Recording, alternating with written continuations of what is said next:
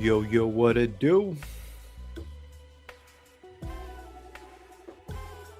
What it do, fun truckers? We up in the building, back at it with some boxing talk.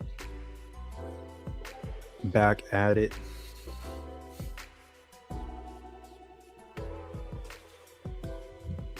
What it do, fun truckers? What it do, what it do? And back at it like a crack addict. What's the dealio? We're going to talk about Spence versus Tim Tszyu. Errol Spence. Summertime. It should have been Virgil Ortiz, right, Serrata? Hit the link if you want to jump on, Serrata. It's been a long-awaited debut for the Fun Truck Show, Serrata. Or at least when we get a conversation going, usually jump on and head out. But back to the subject at hand. Errol Spence eyeing a summer date, man. And this is not even the most updated photo that we have of Errol Spence. He's a Rastafari man. That man has converted straight up to Jamaicanism. What it do, fun truckers? Errol Spence Jr., Tim Tszyu have a deal in place for a summer fight. Can we guess where it's going to be? It's going to be in Australia, more than likely. Let me try to find out some more information here as we surf the web together, fun truckers. Welcome aboard. Hit the like and subscribe button on the way in. Continuing the conversation of boxing, as well as Virgil Ortiz and Boots. They were reported to have conversations ongoing via Mike Coppinger. Eyeballing a date for 2026. So 2 items of discussion for today's conversation. Tim Tszyu versus Errol Spence. How's that fight going to play out? Versus Errol Spence. Give me the facts. I like this fight for Spence only if he has another fight lined up after. What up, Bulbos? So just to get some housekeeping items out of the way, we're going to go over Errol Spence's Tim Tszyu's career. The fight is not confirmed yet. Errol Spence, former unified welterweight champion, IBF, WBA, WBC at 147, 28-1. His only loss comes to Terrence Crawford, 2023. July 2023 is his last fight. Unanimous decision. He hasn't fought since. It wasn't a unanimous decision. That was a stoppage, if I'm... Yayan, can you let me know if my memory serves me right? Errol Spence got stopped? I don't remember that fight going 12. Tim Tszyu, Australia, former WBO junior super middleweight champion, 26-3, son of Hall of Famer Costa Tszyu. He won his WBO title.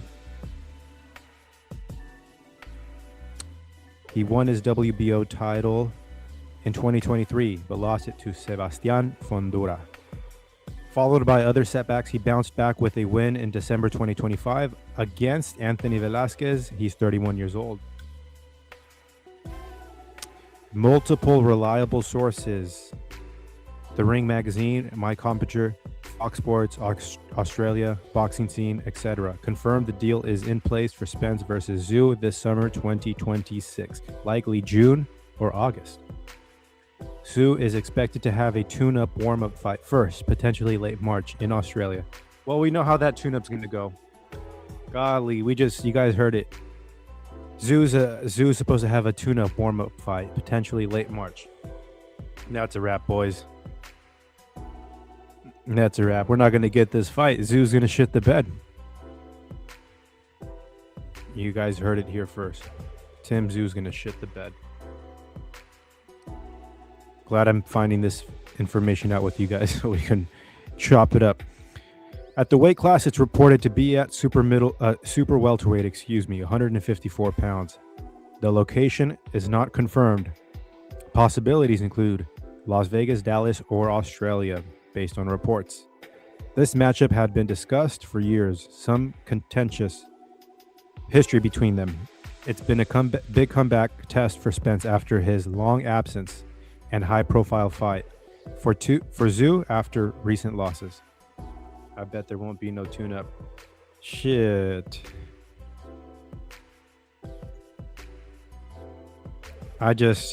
I'm afraid.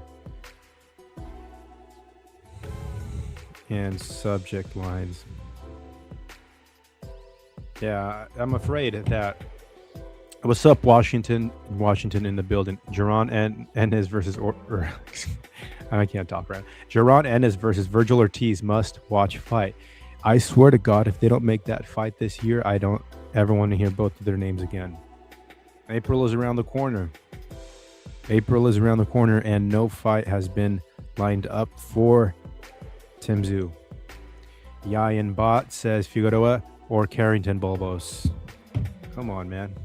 Blind Faith, what up, what up, what up? Seattle in the building. Congratulations, Blind Faith and the Seattle Seahawks coming down here to celebrate the Super Bowl win in the 49ers locker room. How about that? Champ Ross says retirement fight for either guy. Lee. Errol Spence should get this guy out. He should pack him up, right? Errol Spence should pack Tszyu up. What are the lines going to be? All right, here's a little bit more in-depth information with regarding the Tim Tszyu versus Errol Spence matchup. Slated for summer 2026. Again, it's going to be around June or July time, as late as August. Likely Las Vegas, maybe Dallas, Texas. Spence's home turf. Though Australia, Sydney was discussed in earlier rumors. Tim Tszyu's tune-up. Confirmed Tim Tszyu will fight a warm-up bout. This is confirmed, Bobos. Oh, yeah, Blind Faith, man. This is coming to you live, reported by Fun Truck. No, just joking. Mike Coppinger, look at the screen here. Errol Spence Jr. versus Tim Tszyu. And we have multiple reliable sources confirming the fight. Let me know what you think, Blind Faith, if you want to jump on it a little bit. I'm going to cook for the next 5 to 10 minutes here. Just going over some of the basic housekeeping items in regards to this fight. Tszyu's tune-up, warm-up bout, late March 2026, possibly end of March. That's what I just said. Gold Coast, Melbourne. Opponent, likely an American fighter. This is a condition for Spence's fight to proceed. What? There's a condition in the fight that Tszyu's tune-up, has to be an American fighter. That is a condition for the Spence fight. Incredible. Super welterweight, 154, 154. Some reports know it could be a catchweight between 147 and 154. What are the reports? And why are there so many reports coming out? This is crazy. It's not that big of Spence is definitely a future Hall of Famer. But man, I haven't heard much buzz around his name since Bud Crawford packed him up. Mike Coppinger, the Blind Faith says, no, Blind Faith. It's the Ring magazine. If you look up here, I'm gonna pull this up here. It's the Ring magazine, bro. We can't get more. Just 3 hours ago, Blind Faith, if you're tuning in to the Fun Truck Show. Very, very breaking news here. Errol Spence Jr. set to return from the 3-year layoff. All these reports that I'm discussing are legitimate. So I'm just gonna scroll this down here so the images showed up on the big screen. All right. What up, Al Money? What up? I got money on Espinoza. I never said no. No chance for Carrington. Coqui. Fun, the setup looks dope. Thank you, bro. Appreciate it. Coqui.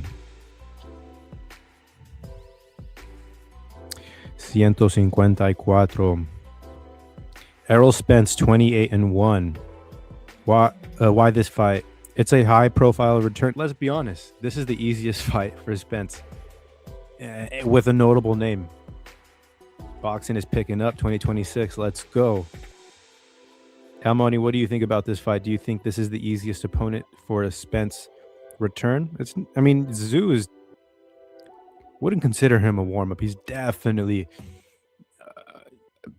a contending professional boxer. But recently, Fondora packing him up. Fondora, excuse me. He has some holes in his games.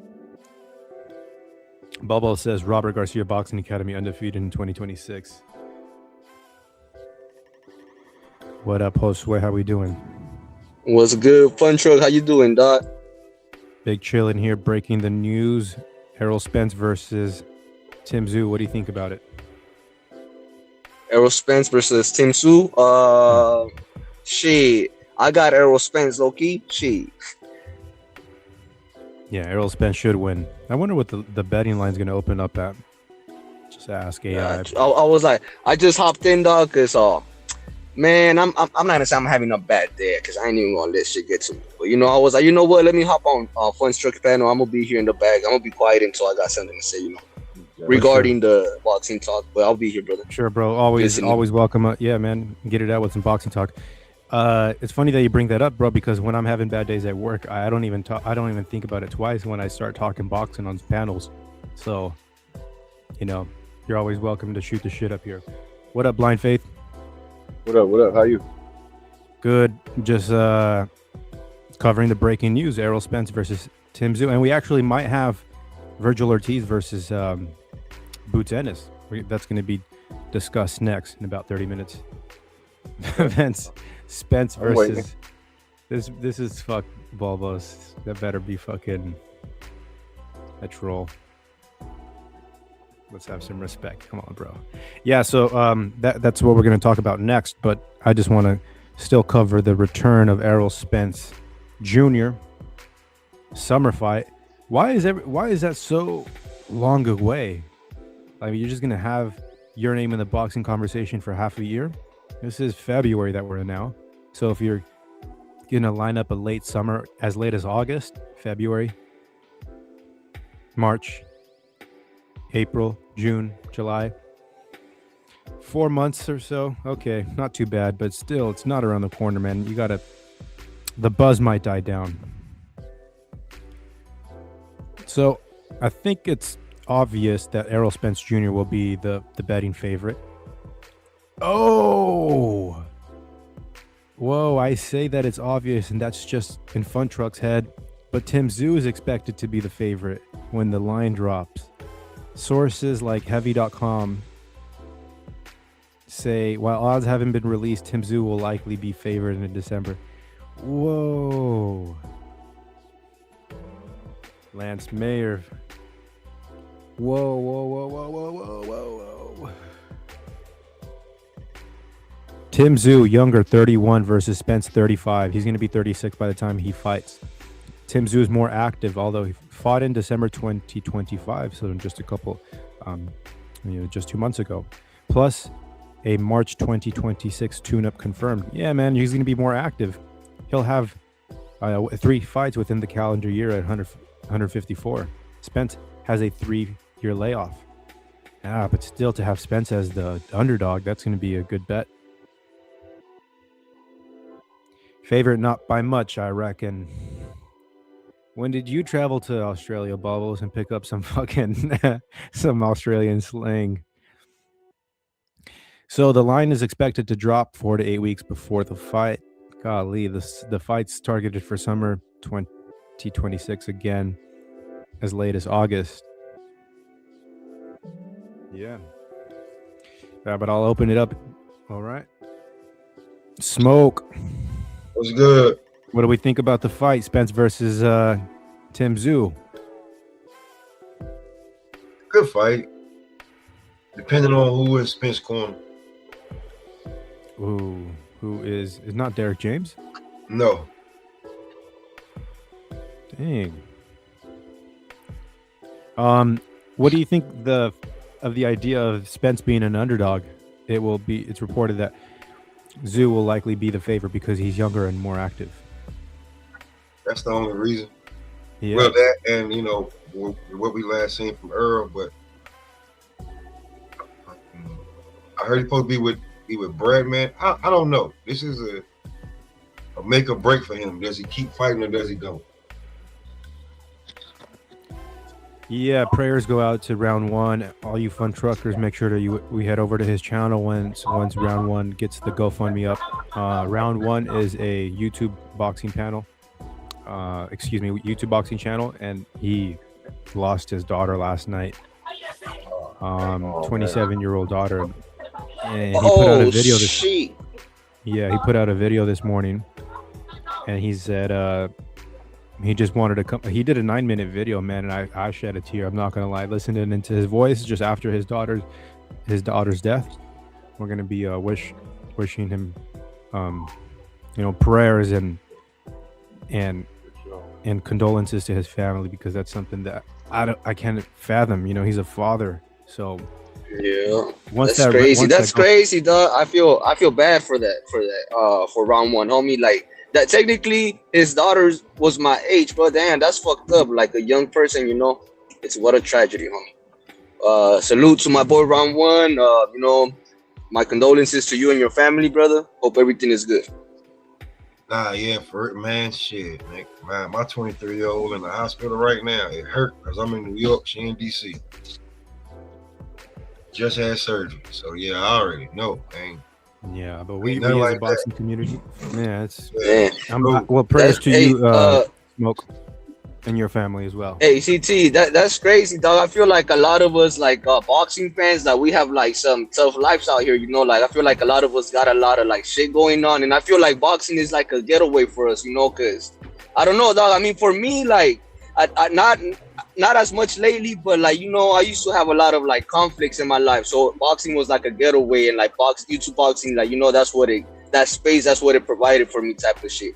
But I don't want to deviate from round one. My boy, salute. Like I said, nothing but like my best wishes going forward for you and your family, homie. 4 minutes. But yeah, my bad. But going back to what CT said, hey, I hope your daughter or your your children get better, homie. Like I have respect for a lot of like people over here. Not a lot, for most people up in the boxing community. Like I always say, hope everybody's doing good, homie. Like we shit talk, we do what the fuck we do, but it's just it's just entertainment, homie. I don't wish nothing bad on nobody, homie. I wish nothing but the best for every single one of y'all up in here, homie. Words. What's up, Smoke? That. Hey man, ain't much, man. Fresh off an interview. Nice. Yeah, I just I gotta get your email and everything. I just had I know. I need to put the notify when you go live so I can jump on. The busiest week. I just had the young king Joseph Brown on, signed to the money team, 7-0. It was really hard because he beat the guy in 30 seconds. So what do we talk about in the fight? You know what I'm saying? What do we talk about? He's 19 years old. He's getting better. But like, when you stop a guy in the first 30 seconds, what do we talk about other than, hey man, how was you? Where you get your outfit from? Or what gloves were you wearing? What shoe? Like, what was you eating? Because 30 seconds ain't like, what do we talk about here?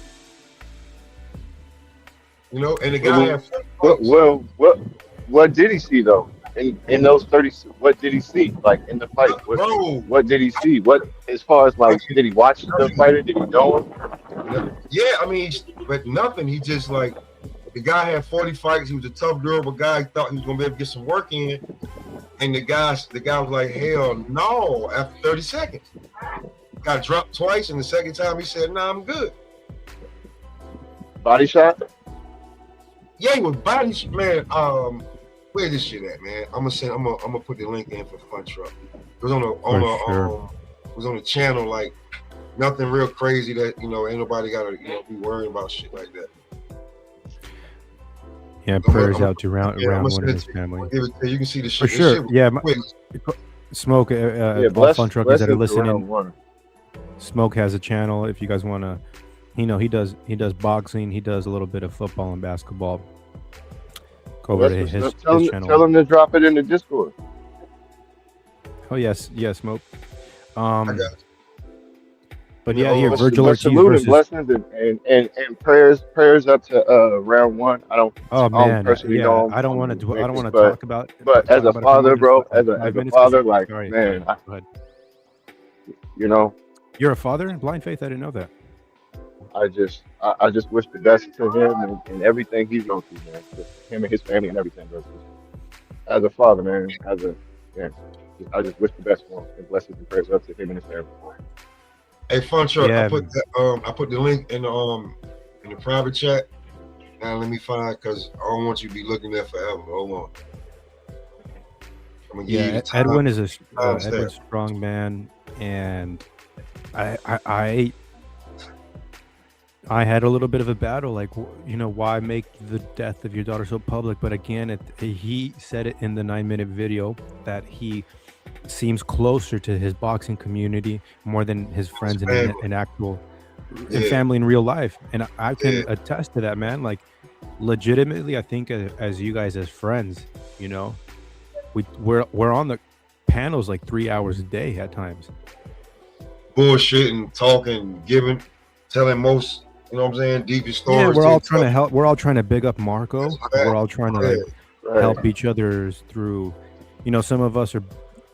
You can tell that some of us are battling some sort of substance issues, and we still allow them to come on boxing panels, and this is an outlet. Like Josue came on a little bit ago. He said he was having a bad day. Just, I mean, like, I do feel like a lot of you guys are my friends. Sometimes, man, like, I'll be real with you. I'll be at work sometimes, and like listening to y'all, like especially listening to y'all on the way home, Fun Truck. That shit be funny as hell.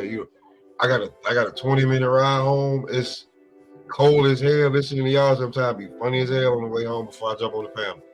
I literally be listening to y'all right before I jump on the panel. I mean, if you think about it, a lot of times us men don't talk about what we go through, even to each other. And we don't talk about emotions a lot, but we can talk about freely about boxing because boxing incorporates. That's one of the things that incorporates everything in life: struggle, preparation, loss, courage. You know, trials, tribulations. You know, everything. So boxing is like it gives us a way to let out without letting out too much personal, but we get to help each other. Like, that's what we need for real. That's why we call it the boxing community.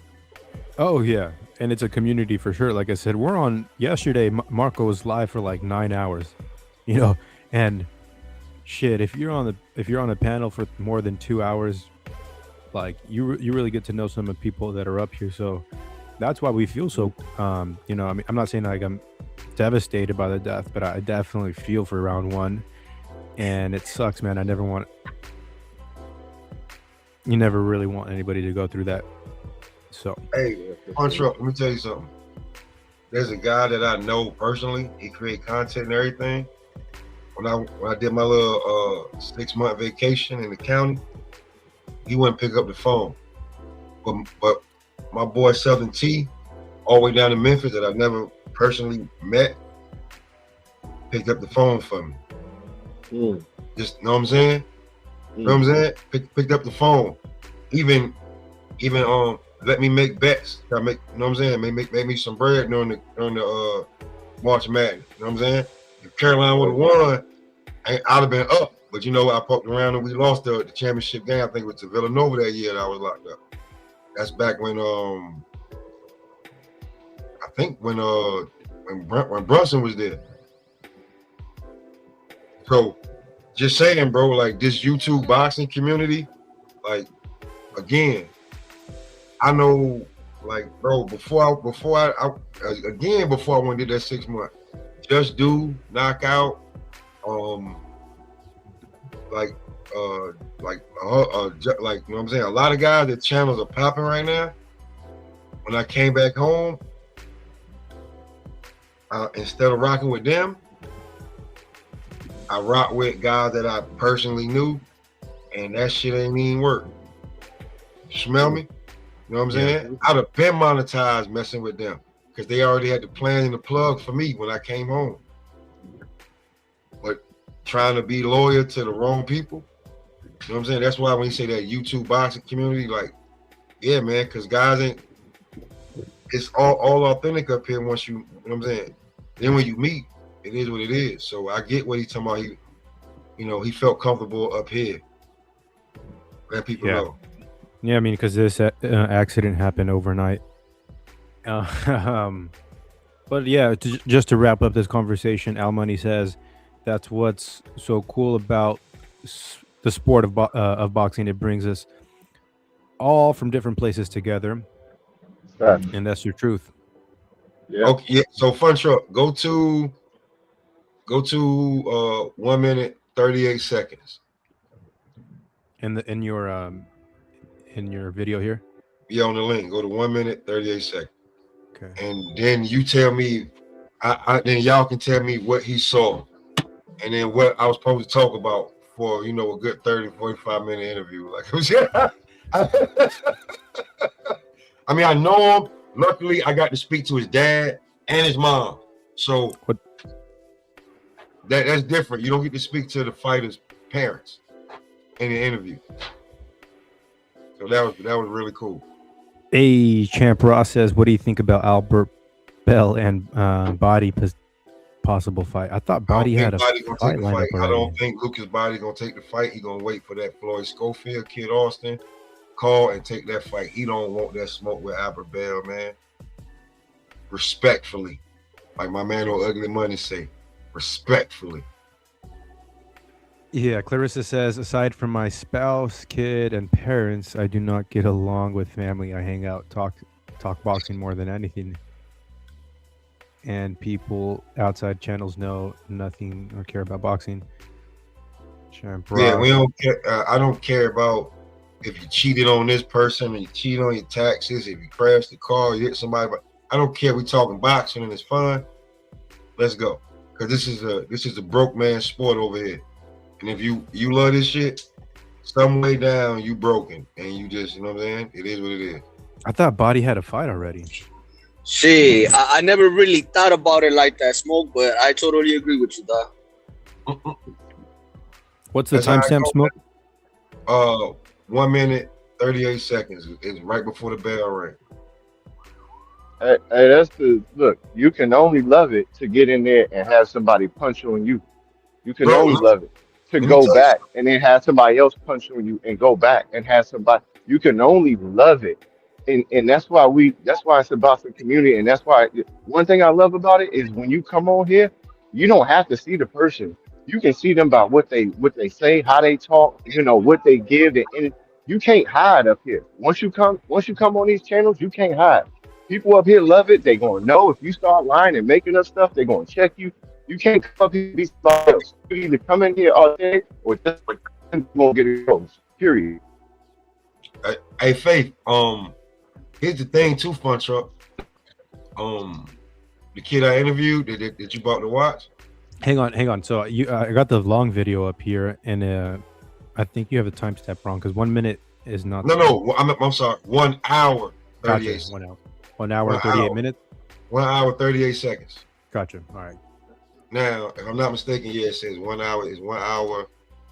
Yeah, 1 hour 38 seconds. Now, mind you, the youngin does not have to fight, bro. He could easily be a chemical engineer.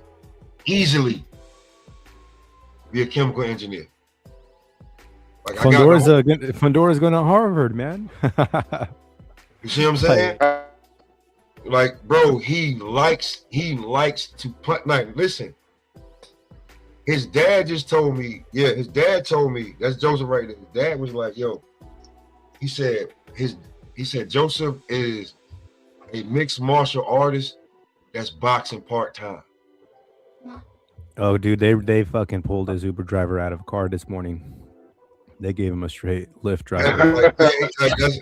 Bro, so it was like, yo, but see, homie got 40 fights. Homie got 40 joints. Right? And I was like, yo, you want to fight? I was like, yo, like, this is 154. And look,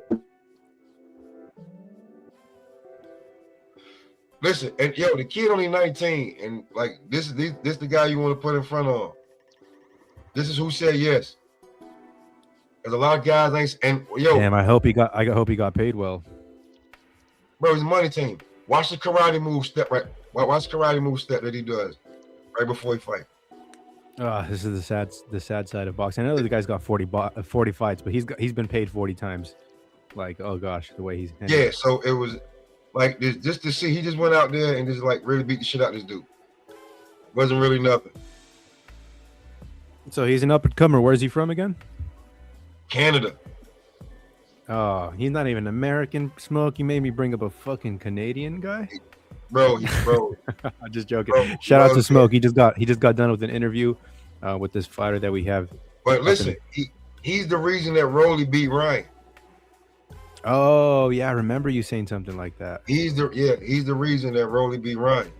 You know what I'm saying? Is he 154?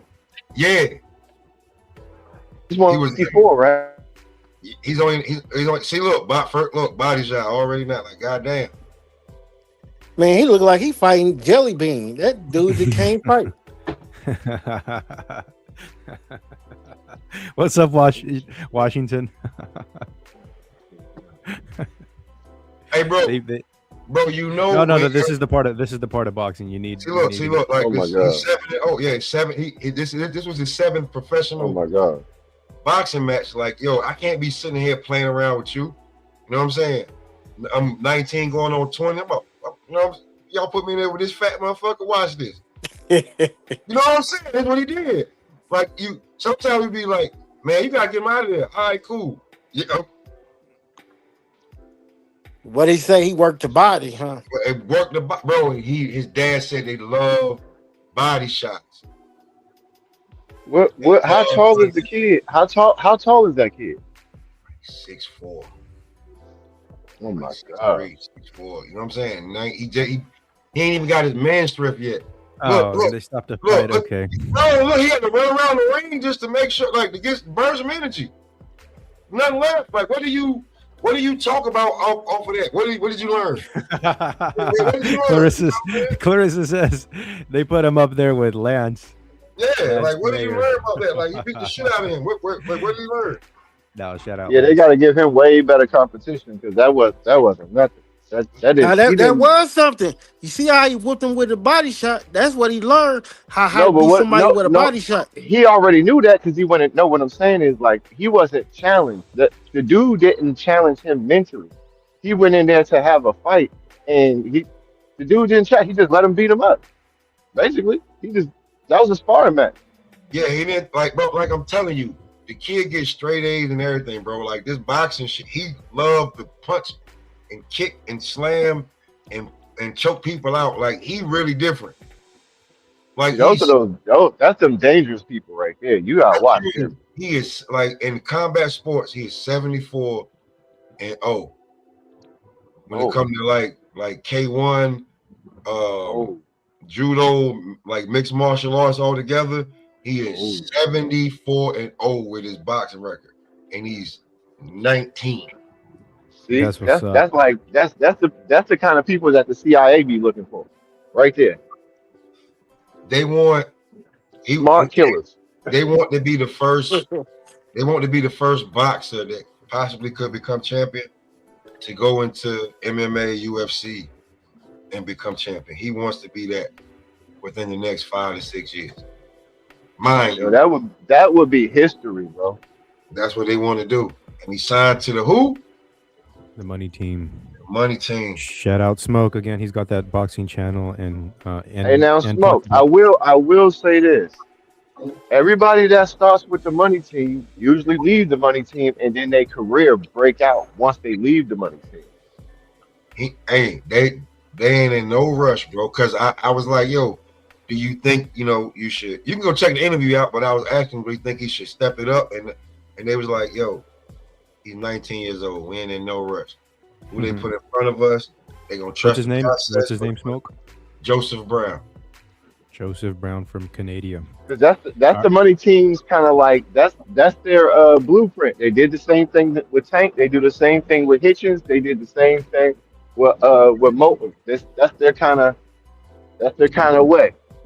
If you know what I'm saying, they blueprint. So I hope they do right with him. I hope he's getting that good work over there because they do be having good work over there. So I hope they do right by that kid. He get working with Boots. I can show Oh. you like pictures with Hey, that's him. perfect. That's perfect. That's what I want to talk about next here. Serrata might. There you go. Serrata might want to come up here and defend Virgil Ortiz because we're gonna go over some of the negotiations that are happening. I asked him that too. I said, that fight coming up, you gonna go over there and get booked some of that work. Hey, so reported by Mike Coppinger. He's not even Coppinger, it's Coppinger now. Coppinger said that the negotiations between these two fucking guys who got in the ring against and face each other, they might actually fight each other in the year 2026. So negotiations are advanced. Hey, target date is April 2026. That's around the corner. That's my daughter's birthday. This little brat over here laying down. That's gonna be Serrato's worst nightmare. Oh, hey, that's the week after my daughter's birthday. That's what's up. That's what's up. Our daughter's like right around the same birthday. Hey, but can I ask you something, Fun Truck? So they talking about Tszyu has to have a warm up, right?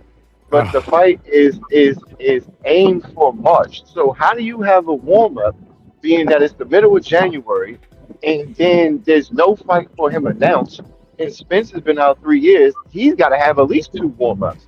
So how does it happen? Tszyu is the warm up technically. I don't know why they announced. Wait. Are you saying Tim Tszyu is Spence's warm up? Yeah.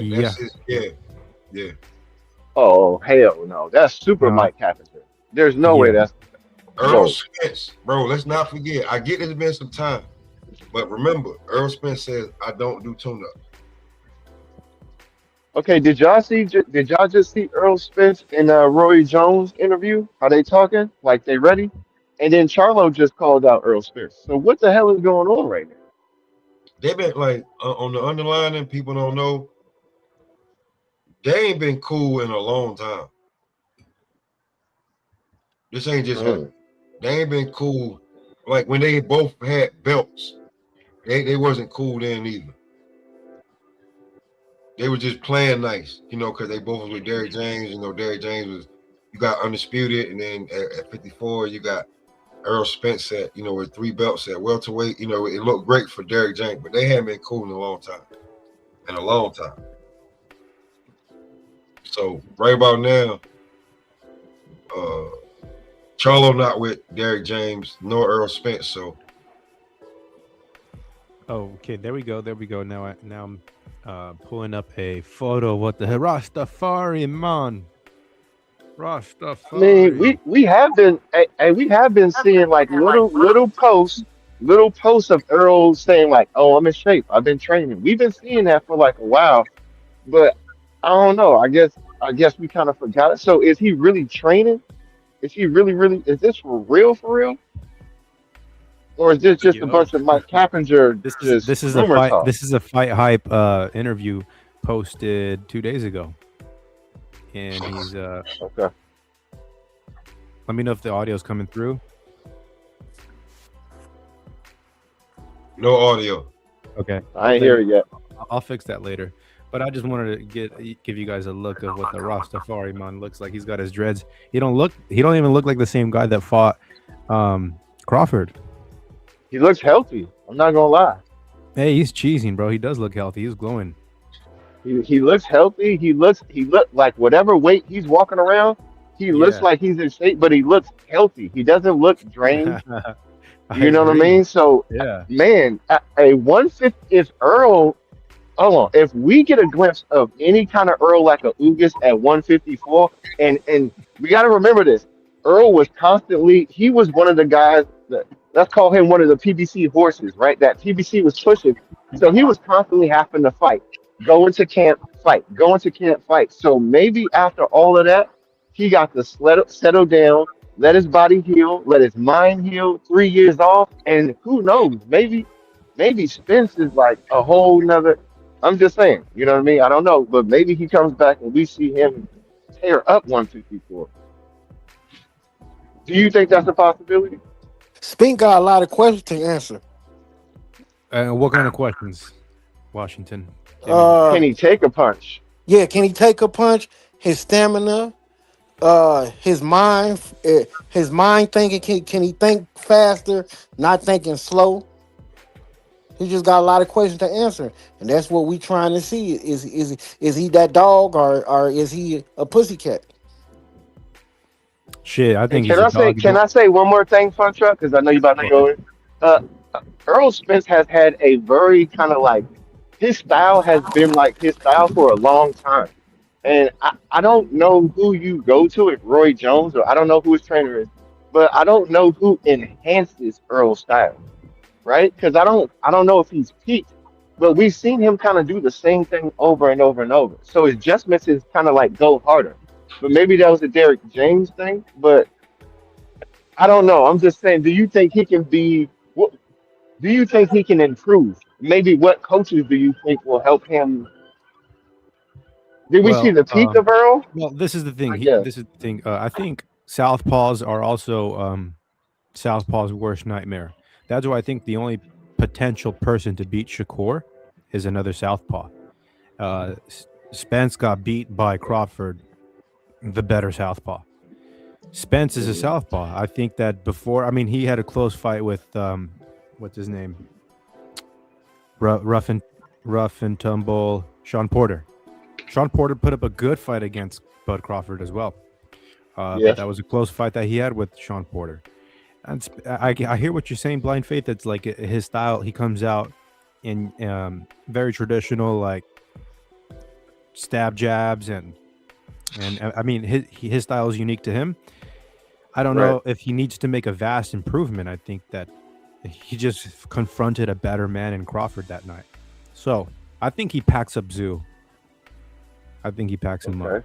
Well, I heard he's gonna be going over there with Bredman, so that's what a lot of people keep saying.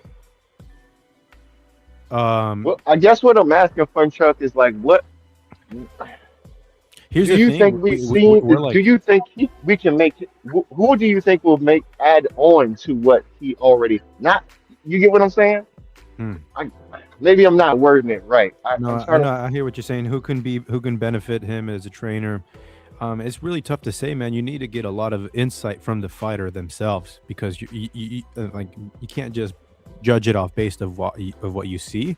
And I think that's a difficult question to answer, because I really don't know how good a trainer is. It could be that the fighter's life is like 10 out of 10, and he has a perfect camp, and the weight cut is done well, and the trainer gets all the credit. Do you know what I'm saying? I think that you need to take what fighters have to say about their trainers. That's the only way. As fans, I don't think we're going to be able to figure out who's better objectively, because we don't know the ins and outs.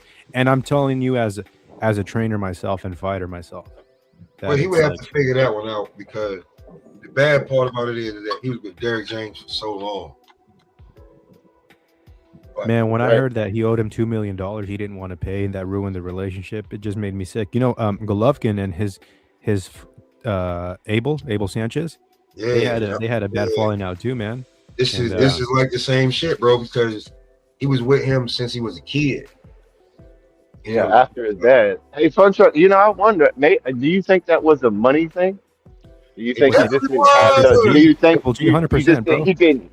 Yeah, okay. He just didn't have the money to pay him, or you think he just wasn't with? Because if that's your brother, you can wind up going, okay, I don't have all of it, but I can pay you off. I can pay you off, or what? All right, you know how like sometimes there's boxing moments that, like, can you think of a boxing moment that you'll never get out of your mind? When Abel Sanchez walked out Triple G, and Triple G had his glove on Abel Sanchez's shoulder, like that, and it's like it's the trainer leading the fighter out to war. I'm gonna pull this clip up, bro. I'd never forget this shit. So when all that beef went down between Triple G and Abel Sanchez, I was like, man. Same shit with Derek James and Errol Spence. Just kind of hate to see the breakups happen. Here's what it is.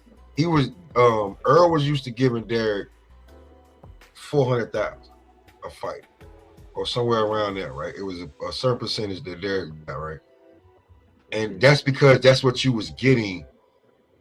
Okay, got you. When this fight came, and you got that big paycheck, the percentage supposed to be for him to get two, and so allegedly so-called advisor said, that might be too much to give him, but he had to end up going to court and everything, and and still having to get that man his damn money.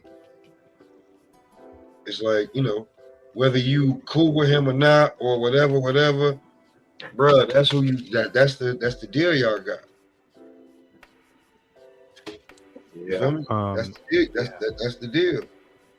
So that's the way it goes. And that's sad because those are two great fighter coaches relationships that probably could, who knows where they could go if it stayed right, almost like Tank and Floyd. Like it's just, I don't know. I'm not saying Derrick James is the best guy in the world, but bro, you think about what people try to put on Derrick James, be like, hey, what's going on with Charlo and Earl? And Derrick James like, listen, I got a full-time job. Right. On some bullshit.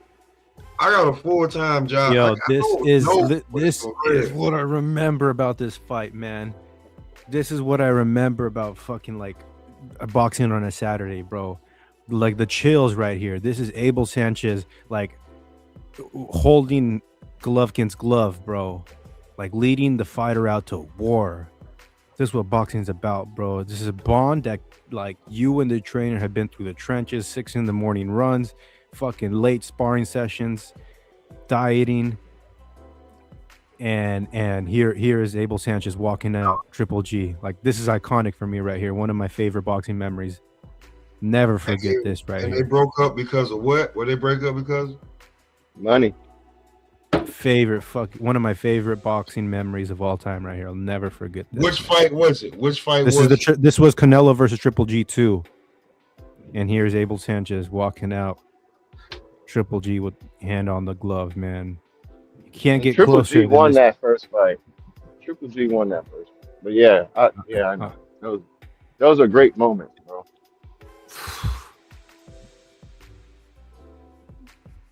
Golly, man, that's gonna be alive for another day when we watch that fight. Every round of the Triple G2, yeah. So they fell out after the Canelo fight when it came to the money and how you should be getting paid when it came up next time, right? What you're saying? I think they fell out. They had a falling out after the third Triple G. Ooh, was he his trainer in the third one? No, he wasn't. No, he wasn't. So either they had a falling out at the end for something else, but listen, you need to be comfortable with your trainer throughout. You don't need to be worrying about Mike money. Trejo says Triple G fights were dope here in LA in person, electric. Who did he fight in Los Angeles? Because these were in Vegas, the Triple G versus Canelo fights. But you can't say that, Smoke. You can't say trainers and fighters supposed to be one because money turn everybody against each other. But that's what he's saying. Money shouldn't come between something like that. That's what he's saying. But that's you being loyal to each other. That's when that come in your bond and your trust with each other. Yeah. Supposed to be solid. Yeah. No, like listen, that's what I'm telling you. Like, a lot of people like I remember Tiger last fight on ESPN, and everybody was saying, "What's wrong with Tiger? What's wrong with Tiger? Why he not listening to his trainer?" And then the next fight on Pro Box, he had a whole new team, and he went in there and destroyed one of Pro Box's top guys. Why? Because it was a money issue with the damn trainer before. It's hard to take direction from a guy that you feel like first of all, you owe me money, and I see you spending money on certain type, like, when you gonna pay me? It get different, like when, like, you know what I'm saying? You're not looking at the guy, you're not taking no direction from him. So when you disgruntle in the corner, man, it's a bad thing. Can you guys think of anything like this for me is something that I'll never forget? Can you guys think of any moments that not in the boxing ring? Mike Tyson and Buster Douglas and outside of the boxing ring. I'm saying Mike Tyson. Oh, you talking about okay. Actually, you know what? Fuck it. It doesn't even have to be outside of the boxing ring. Anything that you can that you'll never forget. I mean, bro, this ain't no. I mean, Floyd and his dad, when like that shit was ugly. We watched that shit on 24/7, That's one of the most viewed 24/7s ever when they were going back and forth. You know what I'm saying? Okay. No, but do you think they really was beefing with each other, or they were just hyping the crowd up? Nah, don't think about it. Those two egos, and if they ever keep going, like it ain't gonna be pretty. Like you seen two guys that you know ain't gonna fight, but they about to damn spill the beans on each other. Like you was a crab driver, you ain't shit. Do something to me. You know what I'm saying? That's junior and senior. Because you gotta think like, you know, when senior came back after being in Florida with Roger, and he was just trying to be like, bro, I'm not 13, 14, 15 years old no more. I pay you. No, I literally pay you. So you're not gonna be telling me, when you ain't listening to me, then you got okay, then go. It wasn't until they got older and he let them, and they had to come back together. Like both had to get older and mature. Yeah, there you go. You know that's what you said. That's the key word, maturity. You know what I'm saying? Too much ego in one room. You know. Hey, but Fun Truck, I gotta to answer your question, and you was like some memorable. I got a few, and I'm gonna just throw off a few of them. One was when Lennox Lewis knocked out Mike Tyson. My heart dropped. Another one when Roy Jones came out with Method Man and Redman, blew my fucking mind. The Crawford one where he came out with the fishnets was amazing. And then when Floyd came out with the sombrero and all of that, wow! Like those are moments I'm never gonna forget, bro. I wasn't there for like Ali to come out, but I've watched that Ali where he comes out to fight Foreman. I've probably watched that 1,000 times. Yo, the walkouts of Chris Eubanks Jr. and his father walking out with like Symphony in in the UK. I've watched at least 10 times, start to finish. Oh, you know another one? Do you remember when AJ walked out to not God damn, Klitschko? It was the AJ Klitschko. Remember that? Remember that walkout? It was like the white robe. It was like fireworks. That was wow, bro. When Canelo fought Charlo, Canelo got walked out by this band called Santa Fe Clan group. Bro, that's some electric ass. And I think that fight took place in Texas.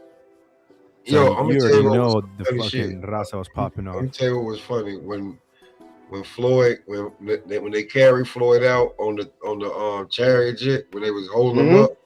And he had the sombrero on, right? That's the sombrero one, right? No, when he was like on the on the throne. On the throne. Yeah, that's right. Like, I said, look at this. Look at this motherfucker here. Mike Coppinger. Jerome, I want to swing the conversation this way. Jerron Boots Ennis versus Virgil T. As if we haven't had this conversation already 100 times, but is being targeted for April in Las Vegas, which is around the corner, and could be finalized this week. Sources tell Ring Magazine lots of optimism on both sides as the deal within reach for the best fight at 154. I got Boots in 8 rounds. Fun Truck. What you're saying is they're mentioning Tszyu and Spence in April, and then they're talking about Virgil and Boots in April. Is that what you're saying? No. Here, both Virgil Ortiz versus Boots in April, right? Spence versus Tszyu in late summer. Okay. The tune-up was April. Okay, my bad. Okay. Hey, the Australian, the boxing Roo. Salute, brother, tuning in from down under. Brother Bulby, put me onto you. That's what's up, Bulbos. Make sure. Hell yeah, man. The word's getting out. All right. Boxing Roo, what do you think about Virgil Ortiz versus Boots at 154? And actually have a question. Can you even say the best at 154 after Xander just beat a boss? And Josh Kelly are still in the picture? See, that's the beautiful thing about 154. We have no idea who the best is. I gotta say, Boots is I look, the top we can, man. Okay, I think we all. Class. I think a lot of us feel like that, but we don't know because we got to see all of them fight. Washington says that Boots is the best in the weight class, but man, he's got to prove it, bro. It's like we've been. He's got to show it, bro. shout out to Shakur Washington, because he finally got the big fight. He got the fight that put him over the hill. He got the fight and the win. Like he got such a decisive win over Tio that he made Tio look. Everyone's going back and reevaluating Tio's legacy. That's how bad he kind of beat him up. But you're saying Jerron Boots beats Virgil in 8? Whew. No way. Virgil is going to beat him up. Hey, the Boxing Roost says Virgil knocks out Boots. Let's go. The Aussie. Okay, you're an Aussie that rocks with the Mexicans. Hey, you know what, Fun Truck? You kind of just said something that made me just kind of put. It's funny because Shakur is Bud's young boy, right? And if you look at like the landscape, Shakur just did to Tio and turned like how people look at Tio, kind of like how Bud did with Spence. Now people are questioning, oh, were you that good? Now we're looking at this and all of this. Oh, 100%. It's kind of crazy. Bro, yeah, you lose once again. I mean, but you have to lose decisively, like the way that Shakur beat up on Tio. Like we're reevaluating Tio's career, and me myself, bro. I'm like, hey man, he didn't look too good against Jermaine Ortiz. Honestly, he gets beat up in a lot of his fights, and he's technically missing a lot of things that he makes up for his athleticism. So it made me reevaluate Tio's career, legacy rather. That's what greats do. Shout out to Shakur. I mean, and it looks like Shakur's. Yo, I heard that Shakur signed a 5-fight deal. So Shakur can be that real motherfucker if he's walking to the smoke. I would love to see him fight Devin Haney. I mean, there's some other names, but back to this conversation. Do you want to see Shakur? Okay, go ahead. Not bad. Oh no, dude, I would love to see Shakur against any top dog. I think his future. I was going to say, would you rather see Shakur versus Haney or Keyshawn versus Haney? That was going to be my question. I would rather see Keyshawn. Honestly, just that is my quick answer to you right away. But obviously Shakur deserves to be fighting Devin Haney. I think that he's more in a position to. But off the bat, quick answer, bro, I'd like to see Keyshawn Davis is going to be, in my opinion, one of those once in a generation fighters, bro. I have a feeling. But that's what I got to say about that. I agree. Do you agree? I think that he's going to blow. I think that he has Crawford energy, bro. And the reason why I say that because he is so technically good, but it's like a lot of undercover technique. He'll stand right in front of you and it doesn't look like he's doing much, but man, he's waiting to knock your head off. And I understand when you say he has that technical thing, but like you say, he can fight. A lot of people either can fight or they can box, but Keyshawn can box very well, but he can fight, and that's hard to beat when you can do both. Oh, so maybe you guys can let me know about this. So if they fight in April, technically it's not even going to be for a world title, because I'm reading here, no belts is crazy. How the 1 versus 2 for nothing is on the line is crazy. So will they have either of them have an actual belt? Smoke? Well, Virgil Ortiz didn't win a belt, and Boots hasn't won a belt. That's why they say they should let the fight kind of marinate and both of them fight for unification, because it will be bigger as far as the world. But it's huge for us, the boxing community. But there's nothing on the line except for the name, because even after one of them beats each other, it ruins the other one's career, kind of, or not ruins it, but it sets it on a different path, because they're both the two best as far as the eye test. But one's going to lose, and then neither of them are going to have a belt off of this fight. So as far as the business, this fight is the worst thing to happen right now. As far as the business. But as far as us getting the fight. Virgil knocks the stuffing out of Booty. That's what the Boxing Roof says, man. What do you think, Fun Truck? Who you got? Who you got? God. I mean, it's your show. Who you? Okay, no. I know. Here. I mean, look, man. I think that Boots is an incredible fighter. I think that he has a skill set, and his frame for 154 is perfect. He's like I think his frame and he fits that weight class perfectly. He's got a strong hook, but he does get hit. He knocks someone out while getting punched at the same time, and that little chink in the armor, just that little bit. I know he knocked dude out, but he also got clipped with some shit, just like the same way that Conor McGregor knocked out Jose Aldo when in 13 seconds Conor McGregor knocked out Jose Aldo. Conor got hit with some shit while he got cut. Jose, and then in the interview you can see after the 13 seconds or whatever, Conor's eye was swelled up, and it's like, Jose landed some shit. Conor landed his even better. So I've seen Boots land, like get knockouts, and someone punch him. So that's what's giving me the little bit of the chink in the armor. I think that Virgil can eat those punches and give some back to Boots. His chin may be up a little in the air for me, because he does swing hard as shit. Man, Boots is way harder than Boychuk, man. I'm gonna just say that he hit harder than Boychuk. Trust me. Boots, absolutely. Fuck yeah. Boychuk dropped Virgil twice. Shit. Fuck the belts, Mike Trejo says. Question for the panel Fun in truck. chat. Do you all Fun truck. I think Ennis gets hit, and I do think he gets hit with certain shots. But one thing I know is he don't get hit with the same shot a lot, but he might get hit with but I do notice him roll some shots. Do you think he's rolling more of those shots, or he's getting? Hey man, hit? I'm so humble. I'm so humble when it comes to this boxing stuff, dude. I can give you my opinion, but I'm not even confident with some of my answers, bro, because this sport is the most humbling sport, because you can think it could go one way. Like my prediction of Tio landing one punch, I thought he was gonna land Shakur at least once in the 36 minutes. It didn't happen. I've had so many ideas of how fights can play out, but the way that Xander played out with the boss, I kind of knew that it was going to go like that. I didn't think that Xander had it in the tank for the rounds 10, 11, and 12 to do that. So excessive moving, you're wasting so much energy. But to answer your question, Blind Faith, like I can give you some answers, but to be honest, like I know that it could swing the other way, bro, because this is what boxing is, man. It's like the unknown, Right. But I'll give you some just technical stuff. Boots has gotten hit. He is a little bit square. He's very fast and very good, so he can make those defensive mistakes.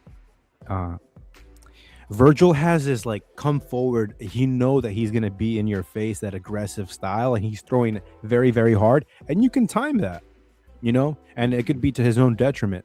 Like he's corked up like a spring. Virgil Ortiz is. So if Boots can time him, he can pack him up. This is gonna be a hell of a fight, though. All I know is that 5 years that Virgil's dad was talking about is up, and it's time for the fight. Well, to me, this fight, right? Adversity. You could change this fight. I think both of them can change this fight by one thing: feints. I think feints in this fight. I think because I don't think Boots is probably going to be expecting Virgil to be doing a lot of feinting, and we all know Boots feints a lot. So if he can freeze Virgil, to me that's the fight. Because they both, to me, it's not going to be a long range fight, right? It's going to be like inside mid range, right? They both want to catch each other, right? They're not going to play the long game too long. Right, because they just come forward. They're monsters. It's going to happen. They're going to clash. But to me, if you can feint and get them out, to me, just to make it short, I think feints is like the key to the fight. MJ, who's this? What's going on, Punch Truck? What up? Welcome to the man, panel. I just started following Marco's show like 2 weeks ago, and I was seeing you on there, so I followed your channel, man. Shout out, MJ. Where are you calling from? I'm over here in Lubbock, Texas. Lubbock, Texas. Clarissa's in Lubbock, Texas. Who? She's you just started following Marco's channel, but there's a member, a community member named Clarissa, and she's out there in Lubbock, Texas. Shout out to you. What do you think about Virgil Ortiz versus Boots? Man, I hope it happens. I saw Ring Magazine posted about it. Yeah, that's a 50-50 fight for now because neither one of them Well, because Boots' resume isn't that great, so it has to be a 50-50 fight. But he passes the eye test, so to me it's 50-50. But I still think I edge it to. I gotta edge it to Ortiz just because he has a little bit better resume, but not by much. Maybe 65, 45, something like that.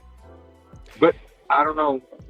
Oh, it's I hope a to see it. good fight. Hey, man, it's gonna be coming out in April if it happens. If it gets signed this week and it happens in April, fucking fireworks. Let's go. Yeah, that'll be so great. I think it's been a good year for boxing. We still got Ryan and who else is coming up? This and week we Duarte? have. Oh yeah, then Duarte is a good fight. It could be a showcase battle for Richard Hitchens. Russell and Hirota. Ooh, Bro, we got some fight. Bro, Gary 2026 Antoine- is lining up yeah. to be a great year for fights. yeah, I'm gonna pull the card up with Ryan Garcia, and Yeah, it's going to be a good year because Shakur still has to fight again. Haney's going to fight again. Well, yeah, we're going to have some good matches this year, I think. yeah, we have the man that's gonna pay for it all, Turkey. Because Hey, these fights Funcho, don't do you think that Roach versus Pitbull Cruz rematch happens, or do you think they fight somebody else? I heard. Never mind. I don't want to bring up Tank's name, but I thought Tank was trying to eyeball a rematch with Pitbull. Yeah. With Pitbull? Pitbull. Oh, No, with okay. Lamont. I heard that. Shit, how about Oh. Shakur and Roach or Shakur and Pitbull? Those are good fights. All right, so here on the screen we have the Ryan Garcia Barrios card. The fight that I'm most looking forward to, can you believe it or not, is this guy right here. I became a fan after he beat up Ryle, Gary Antoine Russell.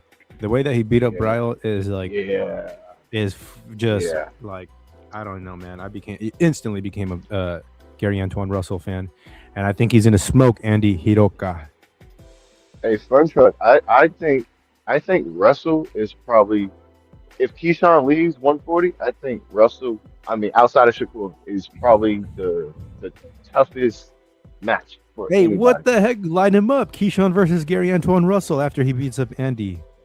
Hell That's a yeah. great Hell fight. yeah. That would be amazing. I think Keyshawn versus Brian Norman is an amazing fight too. Frank Martin versus Nahir Albright. I think Nahir Albright takes Frank Martin to school, shows him the detention room, maybe goes to the I agree. cafeteria to get a peanut butter and jelly, goes to the gymnasium, takes a sip of water, and he's going to take Frank Martin to school. Do you think he can hurt Frank, or do you think it's just a masterclass? I will give Frank credit where it's due. I think that he has good fundamentals for starting boxing late. He fought very scared against Tank. I mean, afraid would be an understatement. He fought deathly afraid against If Tank. Martin had some power, he'd be a problem, boy. Yeah, I agree. Martin just knocked out Barthélemy. That was up for like knockout of the year. That was one of his last fight. That's how we got the this. Boxing Albright Roo fight. asked, do you think Duarte has gotten better? I hope he beats him, bro. Justice for Liam and George. I don't know. I've been saying that. I don't know if Hitchens. I don't know how well Hitchens is going to do because he's been saying he's been struggling at 140, and now he's fighting at 140. So it's like I thought you said you had to go up to 147, and you didn't. You felt like you could have did better last fight because you were feeling weight drain, but now he's fighting again at one. So I'm kind of confused. Bobo says I'd be watching Ellie Sackback in the RGBA streams. Duarte looking on point. Yeah, he's got a good physique, but I don't know if your muscles can fight. You know, Richard Hitchens, he's got some shit that I don't know. Shit, Hitchens versus Russell's a good fight. Fun trip. They're both at Gary 140. Antoine Russell. Oh, that's a hell of a fight. Actually, that's a hell of a fight. good I'm fight, surprised right? that Gary Antoine Russell's underneath Richard Hitchens. That's a disrespect. There's a lot of matches at 140. What about Keyshawn? Is he staying at 140? Yeah, I don't. He We said don't he'll know. go up. He'll say he'll go up to 147. Funcho, did you see Um, Shakur just had an interview and he said he'd fight Conor Ben at 154? Shakur said that. Yeah, bro. It's on it. I Man, this forget is the where it thing is. about Shakur. I really don't like that fight. I'm becoming a Shakur fan if he's walking to the smoke. Don't walk towards Conor Ben. Conor Ben is an easy fight. You don't need a rehydration clause to beat him too. So like That go ahead, the MJ. Connor fight, that's just a money grab. That's just a money grab. Yeah, but That's you not also a fight don't for him. you don't need him. You can be he can be 200 pounds and Shakur can beat him up in that night. He will still have no chance against Shakur. Well, Conor Ben was on. He was on the zone and he had a show. I forget what it was called. I think it was Showbiz, but he said the plans are for Conor Ben versus Rolly in May, and then Conor Ben versus Ryan. I guess they think Ryan's going to beat Barrios, so Barrios, Ryan. Maybe that's the money fight in September. Okay, let's go through the panel. Who do you think is going to win, Bully or I'm not even sure how to Senna? Blind Faith. We'll start with you. Back to Bully. Back to Mir. I don't know about Bully. I don't believe Bully's gonna. I got Bully losing. All right. Wow. Frank Martin and Nahir. All right is going to school. Gary Antoine Russell and Andy Hiroka. Russell's going to stop him. 9th round. Hitchens and Duarte. I think Hitchens can stop Duarte. And Ryan and 11th Barrios. See, fun.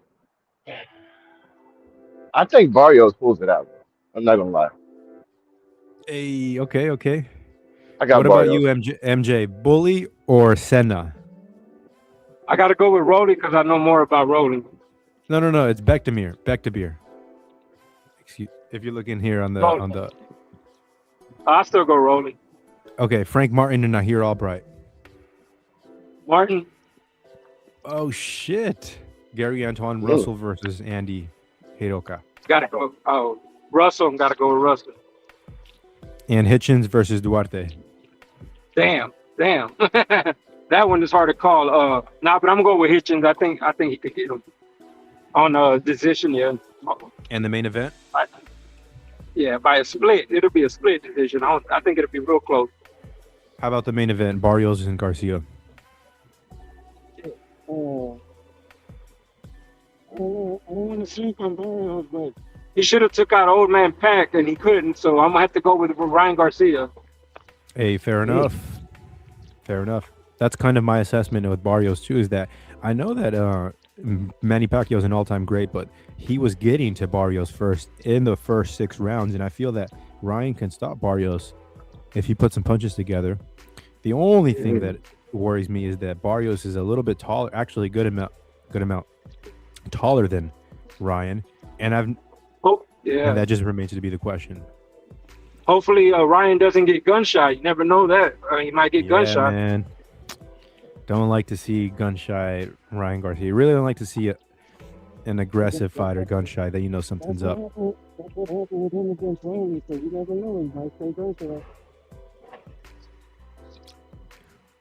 You're kind of coming through a little bit, muffled a little bit, but that's fine, MJ. I couldn't hear him. It's because I'm driving. No, somebody else was talking, but we couldn't hear him. Hey man, this fight is less than 2 weeks away, and I'm gonna be going live, doing the watch along here at the Fun Truck Show, February 21st. IBF Junior Welterweight Championship, Richardson Hitchens versus Oscar Duarte. Man, I think that if Ryan Garcia can stop Duarte, shit. Maybe so can Hitchens. But Oscar Duarte has had a good run lately. I'm going to pull this up.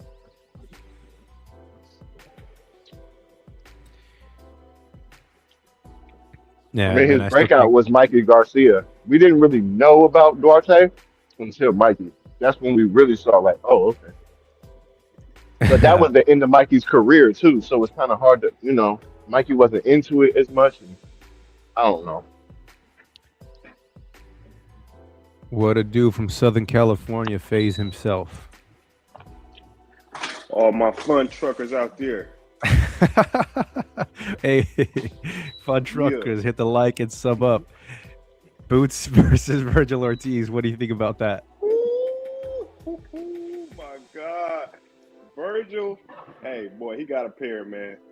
He got, and it's just because he's going against a style that doesn't really, I don't think suits him. You know, I mean, he's going against the monster. I mean, and it's like he's got to go straight at it. That's the only way he knows how. It ain't like he can, you know what I mean? It ain't like he can pull out anything else. So for him to just, he knows this is an all-out clash, and he's going in there. Man, I just think you got to commend him for that. Because it's not to say that Boots is just so big and everything like that, but everybody knows the kind of skills and caliber of fighter he is. It's not really hype, but I think everyone kind of sees it like he's a seek and destroy guy, and you know Virgil is too, and hey, it's gonna be a monster. It's gonna be a monster. And if real quick, if I can get your recap on Spence versus Tim Tszyu. Oh man, you know I love to see Spence get back in there, man. Oh, you know when I seen that boy, I jumped in the air. I couldn't believe the truth was getting back in the ring. Hey. Late night stoppage to the body from the what? Round, about round 10 to the body. Damn. Sit down, Tim Tszyu. The truth is back. Yo, FaZe came out swinging. That okay. Wait, FaZe. Hang on, Blind Faith. We have some representation on the Australian front. Welcome to the panel, Angry Australian. Hey, what's going on, mate? How are you?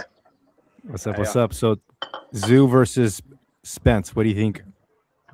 A good fight for both men. They're both at a bit of a crossroads. Errol's definitely had enough time to heal. It'll be 3 years since his fight with Bud by the time they get that fight organised. I like the fight, man. I like the fight. Tim has slowed down. I've noticed under his new trainer, he's only throwing ones and twos. That's going to be a tough one, man, but I got to rock with my boy Timmy. Yeah. I think Tim might beat Errol Spence, man. Errol Spence, he don't. Oh, guys, I love you guys. You guys. He don't look the same, bro. He don't look the same. Hey, you know what? I hope the odds reflect what you guys are saying, because I'm willing to bet 3 paychecks on Errol Spence that night. No, hey, you know what? I wanted to win, bro, but I mean, I think that car crash really fucked him up. His motor skills, bro. It's been 3 years, man. Come on, that's a bad move, but it don't matter though. Flipping like that all over and over actually fucks your brain up, bro. Serrata, you know better. That's the truth. I like Spence. I'd rather see Virgil Ortiz Spence in Dallas. Yeah. But Virgil got a big task ahead of him in the. Oh, I know, that's gonna be crazy. The boots. Yeah, the April situation. Oh my God. I seen that today, like early this morning, but I thought it was like Cap, because you know that what's his name, Coppinger or whatever. Yeah. I don't believe shit he says, so I'm like, that's probably bullshit. And then somebody else said it. Then Fun Truck said it. I'm like, oh shit. No, it's here. It's reported. Boots versus Ortiz being targeted for April. Once I see the ring put it up, I was like, okay. The ring put up the Boots and Virgil thing. Yeah, look, it's here, and the ring has 3 posts, and it's on its magazine website. Oh my God. Hey, Fun Truck, do you think that Virgil versus Boots could be like one of those trilogy wars that you think it could wind up? Yeah, it should be, man. But like again, I think it all depends how the fight plays out. Yeah, exactly. I mean, we got to see how Boots takes a big. Like, who's the biggest puncher Boots has faced, man? Not nowhere near Virgil. Nobody. No one, man. I've never seen him face adversity. Like, do you honestly think Virgil would go? Do you think Virgil would go 24 rounds with a dude named Karen? Like, just keeping it a buck, man. Like, he had the rematch because he said he was going to knock him out. He didn't knock shit out. The only thing I hope that don't happen, because I want Virgil to win, is that somehow, some way, all of a sudden, Boots gets very very like what's that back-footed or like starts boxing, and I mean it might. I don't know. I hope not, but I could see Boots doing Gun that. shy. Someone just said it. Ryan's when Ryan's gun shy, it doesn't work out. I've never seen Virgil gun shy, but if it does, it's gonna be a long night for him. Yeah, I know. That's the only thing I see. I mean, but I don't see Virgil being gun shy. I see him going out in the shield like fuck it. You know what I mean? You see that? I'm not gonna lie. Can I ask y'all something? Well, y'all personally, I feel like Virgil's best performance was the Majimov fight. But do y'all like the Boachuk Virgil, or do y'all like or the Magic? What version of Virgil do y'all like against Boots? I mean, that's pretty Bobo much says, him. "Hey, this is fair. This is fair. I've seen reports for Tyson versus Joshua for 5 years in a row." Mike Coppinger, bro, this could be some fucking. That's what I'm saying. That's why when he said that, I didn't believe it. But then I seen it in the ring, so I mean, that's a little bit more solidified. You know what I mean? I did read a comment that said something like, "If this fight doesn't happen this year, I never want to hear these names again." And it's getting to that point, dude. Like when you show up in each other's post-fight interviews in the ring and you face off, and you just kind of, what is it called? Give us blue balls for like boxing fans. Fuck that, bro. But it's dangling the carrot, bro. I mean, it's dangling the carrot. That's what it is, bro. I mean, that's a lot of fight, bro. How long we been looking for Shakur versus Tank, or Tank versus Haney, or like you said, AJ versus Fury, bro? We never even got the fucking AJ versus Wilder fight. Like, fuck. It's a business, bro. They know what they do, bro. It's like a girl, right? The more you want her, the more she pulls away, bro. Facts. There you go. There you go. You know what I'm saying? Tease us to get to pay for the fights that they get. Once we don't give a fuck, like, okay, we'll fight now. We'll fight now. Yeah. So, do you think? So I haven't heard you like this, Arad. I thought Ortiz was gonna clean Boots' clock. Bro, check it out, bro. A lot of times, I mean, I get my emotions, my spirit kicks in, and I say those things. But if you look at it from a real technical perspective, bro, Boots is not a slouch. He's a bad motherfucker, dude. Bad motherfucker. Yeah, so we'll see. I mean, I want Virgil to win, but Virgil has to be on his A game, like a motherfucker. You know what I mean? I think they both do. I don't think they've never been in the ring professionally in front of someone like they would face. Like Virgil would be the best Boots has ever seen professionally, and vice versa. I don't think it's just that kind of fight. We just like almost Tszyu Shakur. We just don't know. They've never been We've never seen them professionally, and for professionally, maybe amateur they saw someone, but. And that's why this is going to be their best fight for sure. I don't want Virgil to become like Tszyu, like fucking just rushing. Yeah, go ahead. You didn't see the Roman Villa. Roman Villa was a good pressure fighter. Hey, that is a good fight. Yeah, but Roman Villa, okay, hold on. I'm gonna stop you right here, Faye. I'm gonna stop you right here, Faye, because I respect you. What would Virgil do to Roman Villa? I think okay. We'll move past that. Again, these are going to be the best fighters they've ever seen. An all-out dogfight with Villa? I mean, I don't think so, bro. I mean, I don't know. I mean, I try not to be biased, but I don't think so. Villa did not want to go nowhere, and this is the thing. Hey, I don't know. Can I tell you something? Can I tell you something, Faze? After this, Villa just had a fight, right? Villa just had a fight and got stopped by somebody on Pro Box. After Jaron Ennis? Yes, it just happened. No, it just happened last month, bro. No, I'm saying he didn't get stopped before Jaron Ennis stopped. No, Roman Villa just got stopped last month on Pro Box. He did not get stopped until Jaron Ennis stopped him. Do you hear what I'm saying? Right. Okay. What I'm saying is this.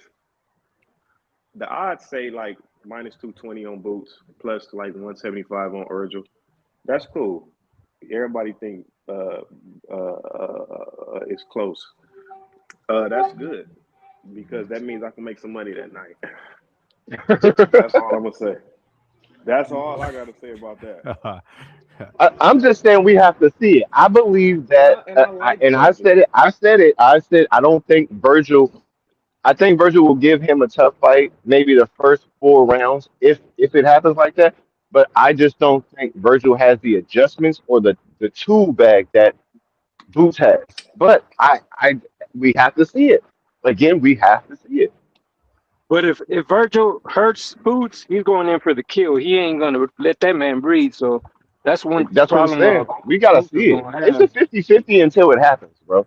Look. To you guys, to you two guys, man. Listen, we seen Virgil get dropped by what's his name, Both up.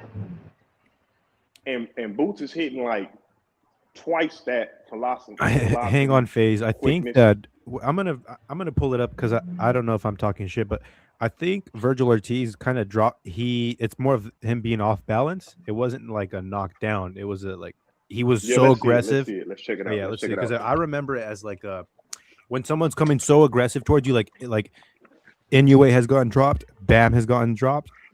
When you have these fighters, you know they're going to be in front of your face. So all you need to do is close your eyes and throw a hook sometimes.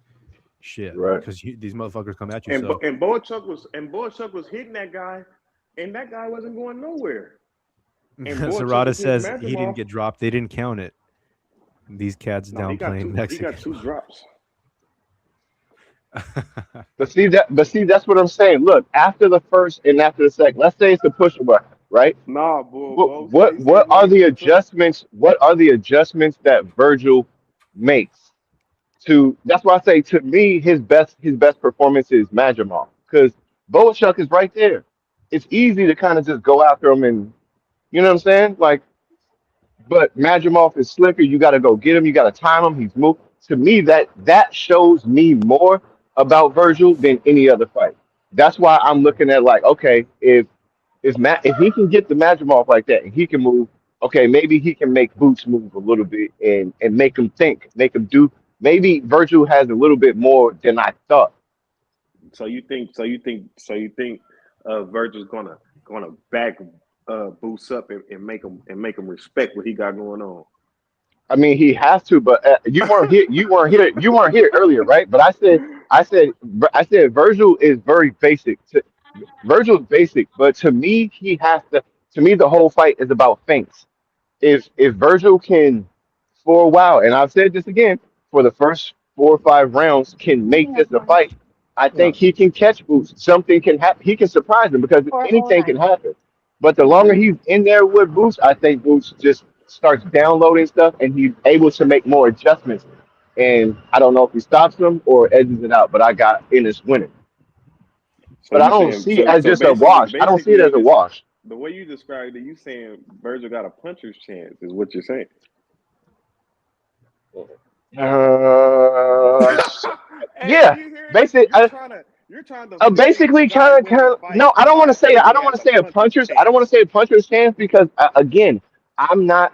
I'm not totally convinced that I've seen everything Virgil has, but I think what I've seen from Boost has more in his bag.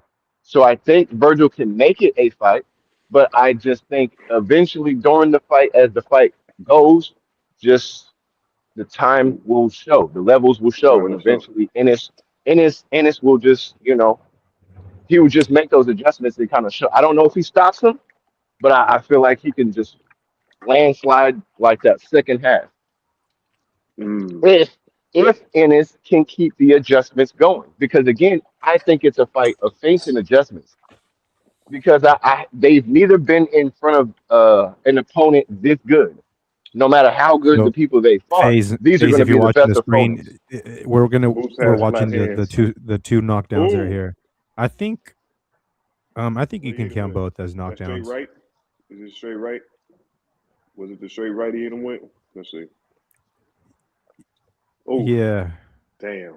But, Assault. but the referee was so quick to not call it It was just a simple straight right, man. Like Referees play a huge part in fights, man. Look, I feel like Virgil is how I felt about Spence. I really, really liked Spence in the Terrence Crawford fight. I really like Virgil. But he's up against some shit, man. And I pray for him this training camp. I hope he fights a good fight. And I hope he survives the whole 12 rounds. You know what I'm saying? But So, Faze, this sounds like you. It sounds like you got Ennis stopping Virgil. yeah, I'm gonna have to bet the knockout on that fight because it's Virgil's not gonna have it any other way. Virgil is not wired to just go out there and box. Virgil, you're gonna have to put Virgil out. He's not gonna stop coming. Right. And I agree with that. I think Boots got the tools to maneuver and angle and punch and hit and in time to hurt Virgil. You know what I mean?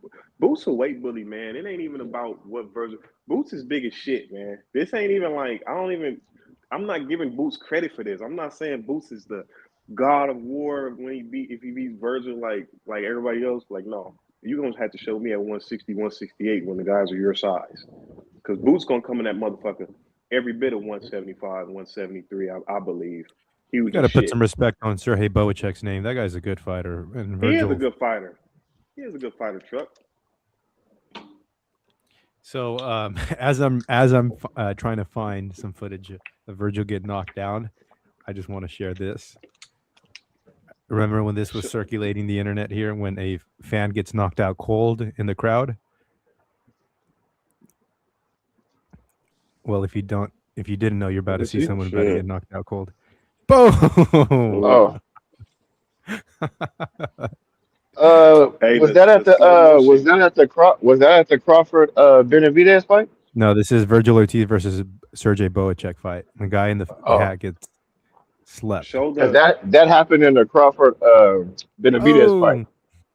You should show. That was like a hockey fight. This guy grabs his t-shirt and swings on him. Man, that right cross put him where he need to go. And that dude probably got 70 pounds on him. Look how big that dude. That dude's a football player. Looks old too. That dude look kind of old. I don't know. Yeah. He was probably drunk and being disrespectful. They're saying show when Boots got cracked by who did he get hit good by? Got cracked? He got hit. Boots be getting hit good. That's what they was talking about. Hold on. There's a difference between getting hit clean, and getting cracked. Okay, when did Boots get cracked? No, he got hit clean a couple times. He got hit clean, but he also he got hit clean when he knocked out Delorme. He got hit clean when he knocked out Avanesian, right? He gets hit clean, and he knocks you out, just like Fun Truck was saying. Blind Faith, you're making my point, man. You're making my point. He's tough. Okay, look, Virgil has some shit, right? But I just so like that jab and.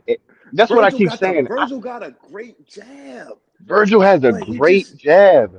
This is the thing. This is why I said this is the fight.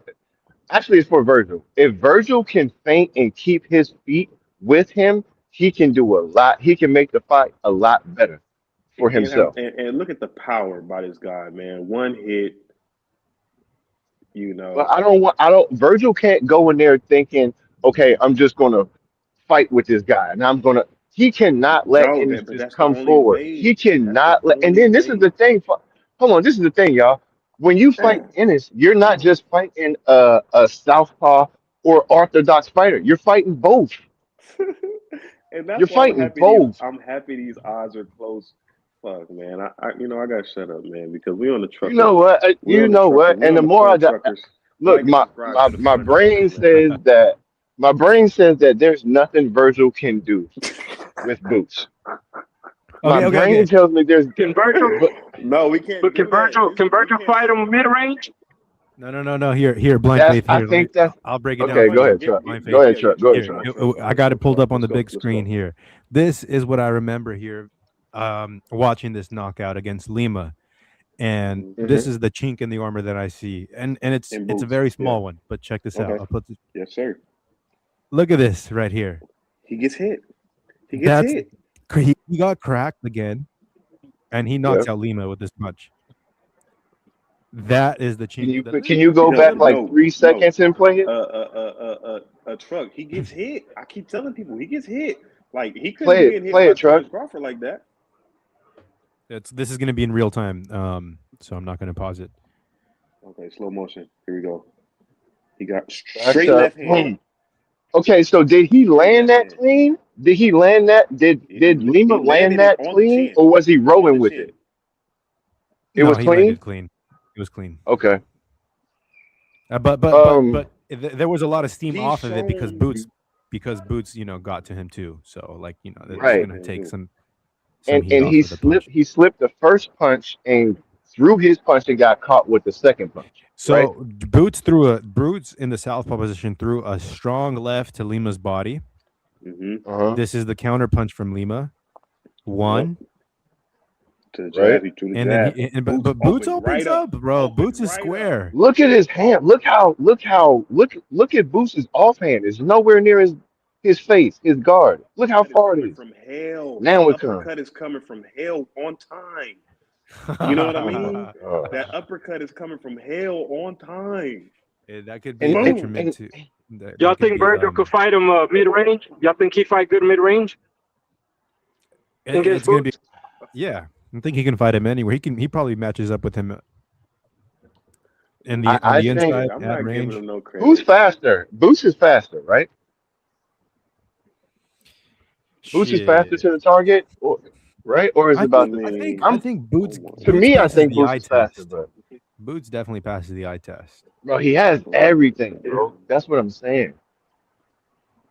That's what I'm saying. He has everything. It's just I feel like we're gonna do this with Boots a lot. Like we're gonna do this every time he faces somebody. Okay, he's got this in. Can he do? I'm not. It's almost like the Shakur effect. It's just like, can you do it? What does this dude bring to beat you? He got to fight bigger guys to make me impressed. Because I won't be impressed if he beats Virgil. I won't. He's Bro, so Virgil's not a slouch, bro. Virgil's a good ass fighter, bro. I will be super impressed if he beats. Depending on if he like stops Virgil bad, I will be highly impressed, bro. Highly. No one's done that to Virgil. FaZe, were you? I don't know if you were a boxing fan because you said 2020s when you became a fan. But do you remember this at all? You know who this is? Is that Ryan? No. That's Triple G's coach. Yeah. Yeah, Abel Sanchez and Triple G, bro. And I was just kind of sharing a story that like when I watched this walkout, bro, like this shit is one of those iconic boxing memories ingrained in my mind. Like this is fighter. This is just fighter and trainer. You know, like when have you ever seen this? I'm sure it's happened before, but like Abel's holding on to Triple G's glove. Oh man. And I thought this was like taking your fighter out to war, bro, type shit. Hey, Fun Truck, didn't walk this motherfucker out to go ahead, Blythe. Didn't Bernard do that one time when he had his shoulders he had his gloves on his coach's shoulders and his head was down and he was kind of like you couldn't see Bernard's head, but you could kind of see like his hood over his. Do you know what I'm talking about? There was one of those walkouts. I don't, Blind Faith, but I'll pull it up right here in just a sec. Bernard Hopkins and who? I don't remember the fight. It was his. Let me see if I can find. This is also the fight where Canelo was just on another level too because he was on that. He couldn't keep up with Canelo. Canelo. Look at Abel's face right here. This guy's cheesy like so hard. Like let's go. Hella happy, let's bro. Go. Hella happy. Like let's go. This is the hey Marco in the chat, man. Was that his last paycheck with GGG? That was his last paycheck. Marco in the chat. It could be a problem if what up, Marco? Serrata. What up, fellas? Nah, I'm chilling. Boots gets hit a lot. If Virgil cracks him, it's going to be a problem. Well, shit. If Tio. Hey, Fun Truck. So if they don't fight next, who should either one of them fight then? What choices is there? Shit, I'm gonna boycott their fights if they don't fight next. Enough of this. I really would like to see Spence and Virgil in Dallas. It's tailor made. Both Texans. Yep. That's what he wanted to do, wasn't he? But everybody got on his ass over it, though. I know. I seen that. Everybody in Texas would love to see that shit. Yeah, me too. I was born there, so I would like to see that shit. I'll go watch it. Oh, you're from Texas? I left. My family's there. My family's in California and Texas. I was raised in California since I was like 4 months old, but I went back and forth, visiting and shit. Where was you born? Dallas or what? I was born in South Texas, which is like 4 hours from Dallas. Like the Valley? The Valley, yup, 956. Okay. Oh shit. I'm from where Figueroa is from, the same city. Little town, West Texas. Shit. Yeah. Oh, okay. All good Boxing Roo says, they say that's where all the girls are at. They say that's where all the girls are at. Oh yeah, for sure. There's a lot of shit over there, man. Hey, Al Money says he will boycott with me if Virgil and Boots don't fight each other next. I'm so sick and tired of them here. Hey, Truck. Being in front of each other but not facing each other. If you're gonna honey dick us and you're gonna go in the ring, honey dick. Fucking A, dude. Like, let's not talk about dicks because it's like 35 minutes now. How long you been in the gym for, Truck? In like 10 years now, but I'm I'm getting back into it. So No. Like the hours. Like how many hours are like Oh hour shit, 30 yeah. minutes, hour 30 minutes, something like that. how long do my workouts last? Yeah. One like typically like an hour and 30 to 1:45. But I'll run in the morning and then I'll Yeah. do the boxing shit You run outside or on the treadmill? outside. Bro, I can't run outside. Bro, I can run forever on a treadmill, like nothing, like water. I get Well, outside, I feel like yeah, a block later, I'm like, you're in Seattle, I right? do inclines and everything. I'm the Yep, same man. I'm yep. the same way when it comes to running, man. I can't run outside. I think it's just the I don't air, know the what it quality. is, bro. Yeah. Whenever I'm I'm outside, a bro, I'm I a feel, track even at the track, I'm a bro, I track feel star like on I the can make. treadmill though. Yeah, see, there you go. On a treadmill, bro, I can do inclines. I can, bro, I'm gone, bro. I'm Well, you know gone. what I I think do? the Got I that. outside just weather hits your lungs different. I just run. Yeah, I don't See, know I don't what like it to is, run bro. back. I don't like to run back when I'm running, so I just run as far as I For can, real. and I tell my girl to come pick me up. Yep. So I'll run like 3 miles. You know what I'm saying? Then I'll be like, "Hey, come get my ass," because I ain't finna run back. Fuck Me and that. my girl went hiking one time, and she has a Jeep, like a Forerunner, and we went all the way up. I told her, you know what? I'm fucking done. She went back down. She walked down. She picked me up. Yeah, fuck that. Yeah. Hey, Fun He Truck, Hey, what's does y'all your seen more favorite? that? money.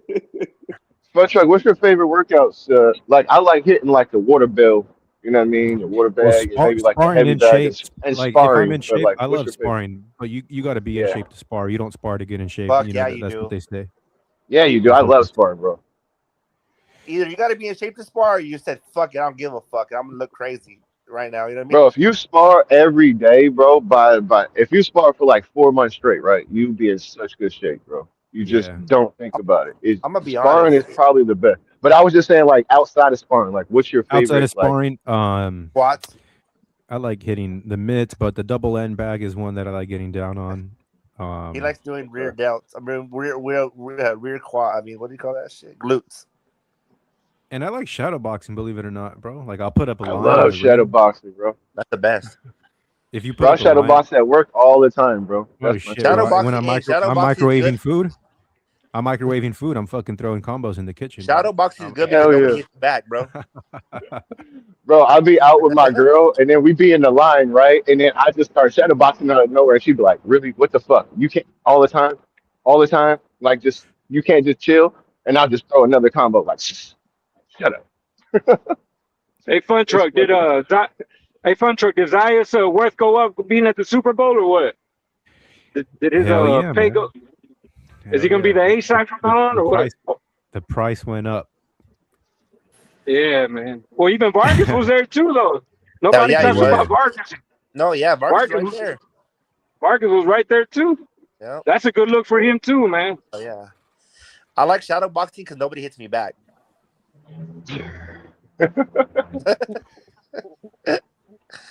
Hey, this is Charlo. Charlo needs to get a fight too, bro. I think Charlo versus Big Charlo or little Charlo? before it's too late. Which I one? think he'll get Yeah, a which fight. Jermel? Jermel. That's big one. The little Little Charlo. Charlo. Little Charlo. But where Little does Little Charlo. Charlo go? Is Little Charlo come back to 154 or he going to 160 though? He's at I know. I don't know. 154. He just called out Spence. That's what I was saying, front truck. That's so weird. He said I want Spence. He wants a check, bro. He wants a good check. That's what it is with that one. That's weird, bro. All the 154 pounders and Charlo calls out his brother that he used to. That's That's low weird hang. as hell, bro. I think it's low hanging fruit for him. He thinks. To me, that just What you shows the gonna kind of say? What you like gonna that just say? shows who Charlo is to me. Hey, Well, but you don't shit, think but you don't think behind the scenes though they're like, hey, fucking call me out, fuck you. Well, you know what I mean, like let's get this bag. I mean, if it was behind the what's the, scenes, to me as brothers, it should stay behind the scenes. But if you want to make it like public and get in the ring, okay, sure, I'll beat your ass if that's shit? what it is. Put But if it Zayas. never got, I'm saying if it never got to that, it should never get out like Yeah, I that. feel That's you. all I'm saying. Yeah, I feel you. You feel what I'm saying? That'd be a Yeah, good name for Zayas on his resume. Put Zayas in there with him. That'd be a good that'd be a name good for one. That'd be a him. good one. Hey, Hell and the yeah. thing is, people forget Charlo was really the champ at 50. He didn't lose his belt. No one beat him at 54. So you got to Yeah. Yeah, remember that. No one beat Charlo at 54. He went up and lost his belts because he went up to fight Canelo and Canelo. then fought him like a pussy. But I know that you was know what I weird, mean? bro. But no, he fought him like a pussy, but the bigger brother was even more of a pussy because it was his fight. So I the know. little brother stuck up for the big brother. I see. For real, It's for kind real. of weird. It's like he was beat before he even went in the ring with Canelo, like mentally, like about it. You Oh show yeah, I mean, way you show another way fight too where much someone was respect. beat. Spence before he got in the ring with Crawford was beat, but he I actually put up a know. good fight. He actually Poor fucking fucking bit down on that Spence, man. mouthpiece. I would Charlo like. Wait, just why do you say that? Wait, why do you say that? Why do you say that, Funtrut?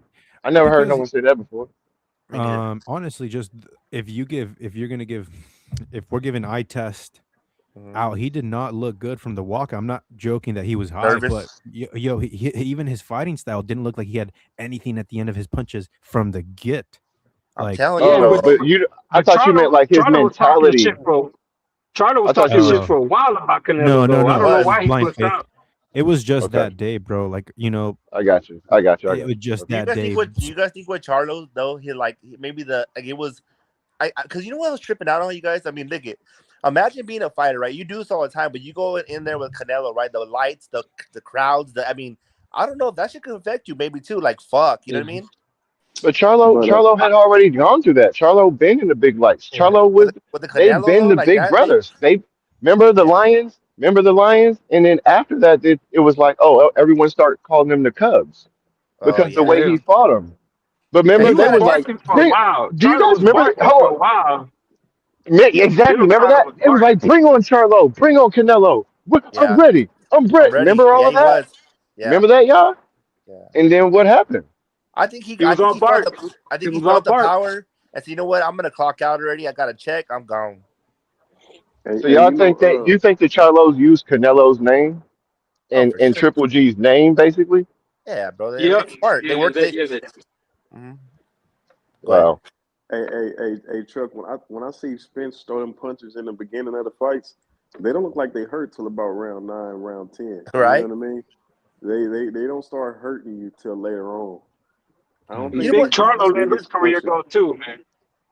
You know what? Hey, you know why I always say about that Spence wreck, and I know it's been a while, but one of my cousins, bro, he got in a wreck, right? He lived, but ever since then, bro, like he like you'll talk to him and he'll be like, huh, you know, and he'll kind of like answer you later, or like his movements, or like I'm like, you good? He's like, no, I'm good, and then he'll say, nah, for ever since that wreck, I haven't been the same. You know what I mean? Hey, Serrata, that Angry. could be like PTSD. that could be Hang on, let like me a read this trauma comment PTSD. here. Angry trauma Skip effect. says Jermel said he was doing it for the culture and disappointed us beyond belief. Yeah, that was some What you bullshit. say about the wreck? You said, bro. Or somebody was saying something. I was saying that could be That's like trauma too, PTSD. bro. Yeah, trauma, It's true, bro. Because PTSD. and my cousin said he's like, bro, I'm fucked up. He's like, you guys don't know, but like I'll be like Nah, sweating in the car and shit. I'm like, what the fuck? hey, bro, I do that with my girl all the time, man. She be staring right in my face, saying some shit, and I'm like, Yeah. "What the fuck did you say? Yep. Yep. What?" I'm thinking about some other shit. You know what I Yeah, mean? for real. So you know what I So mean? it's like So you imagine got to going to a really like, fucking world championship fight, dog, and like, right. and I mean, I don't know. I talk a lot of shit from the couch, bro. I mean, fuck. Only thing, Serrata, is he fucking fought the shit out of Ugas after that. I know You know, that's what kind of that's what you're 100% right, bro. he And fucking that's what fought kind the of throws me shit Hey, kind out of of hey, off. hey, Ugas, I'm but like, look, y'all gotta and he remember, looked hold on. good. Y'all gotta remember, hold on, put this in context. Okay. So you gotta remember, he had the car wreck and then he had an eye injury. yeah, he Right? did. So Man, then he got set down after that. But if y'all remember, before the Sean Porter fight, he was having problems with drinking and everything and partying. And he was saying, I'm about to quit. He was like, I didn't I even want to remember train. that. I barely trained for the Sean Porter fight. I didn't even want to box anymore. He was Yeah. going through stuff with his wife and his kids and all of that stuff. So Earl was already going through a whole bunch of situations. And that's why he was out partying when he flipped his car. Then he And He had came a back. So second he car lost his. incident too. Hold on. I'm gonna get to a point. And then I'm gonna let y'all yeah. go. Then, Go ahead. then, then he got an injury, right? So after that, he said he lost all his motivation. He lost all his motivation. But then when people start counting him out and saying, "Oh, he can't do this no more," and da da da, they gave him motivation to fight Ugas and Danny Garcia. But I think after that, and you got to think the Crawford, all of that spirit. You got to have a spirit to fight. Oh And fuck I yeah, you think he do. lost that spirit. You gotta have a He spirit to lost wake up that in the spirit morning. outside of the ring and Yeah. then inside. See, and I know people are like, and I do, and I've said it too. Like people, like it sounds like we're making excuses, but I'm just saying more like try to be realistic about it. Like if it was me living that life, you know what I mean? They're No, saying bro, Tim Tszyu. I'm in They the saying, camp oh my that bad. Crawford only gave Spence a call after that accident, bro. Yeah, that's It seemed wild, that bro. way. Damn, fun truck. Why you doing that to Bro, Bud? luckily we have Yo. luckily we don't have no fucking diehard fucking Crawford people in there. They go crazy right now. Oh, I'm a diehard fan, but I ain't gonna go in We and are, I'm hey, yeah, trolling a little yeah. bit. I'm trolling a little bit. But Blind Faith, I will be honest with you, brother. Like I'm so upset. It took so fucking long for that fight to happen, bro. We got Yeah. we got the same thing with this alleged conversations with Boots versus Spence, bro, for 5 years. Too long, man. That fight should have happened before the car accident. I'm gonna be genuine, I bro. agree. Boots is Marco a Marco Boots, Gutierrez says Spence is what? done after the car wreck. Boots is a bad motherfucker, dog. I looked at some of his fights today, his older ones. He's a bad fucker. He's intelligent in the ring, bro. He knows how to move. He knows when to move, when to hit. And he's just a bad dude, bro. He beat Spence, bro. He beat him fair and square, regardless. Spence, if he wasn't He's feeling talking about good, Crawford. He's talking about Crawford. He's talking about Crawford. yeah, Bud Crawford, yeah. If he was sick or he was hurt, he shouldn't have gotten in the ring, you know. And that's so we can't make excuses. But I mean, there is a long list of things that happened to Spence.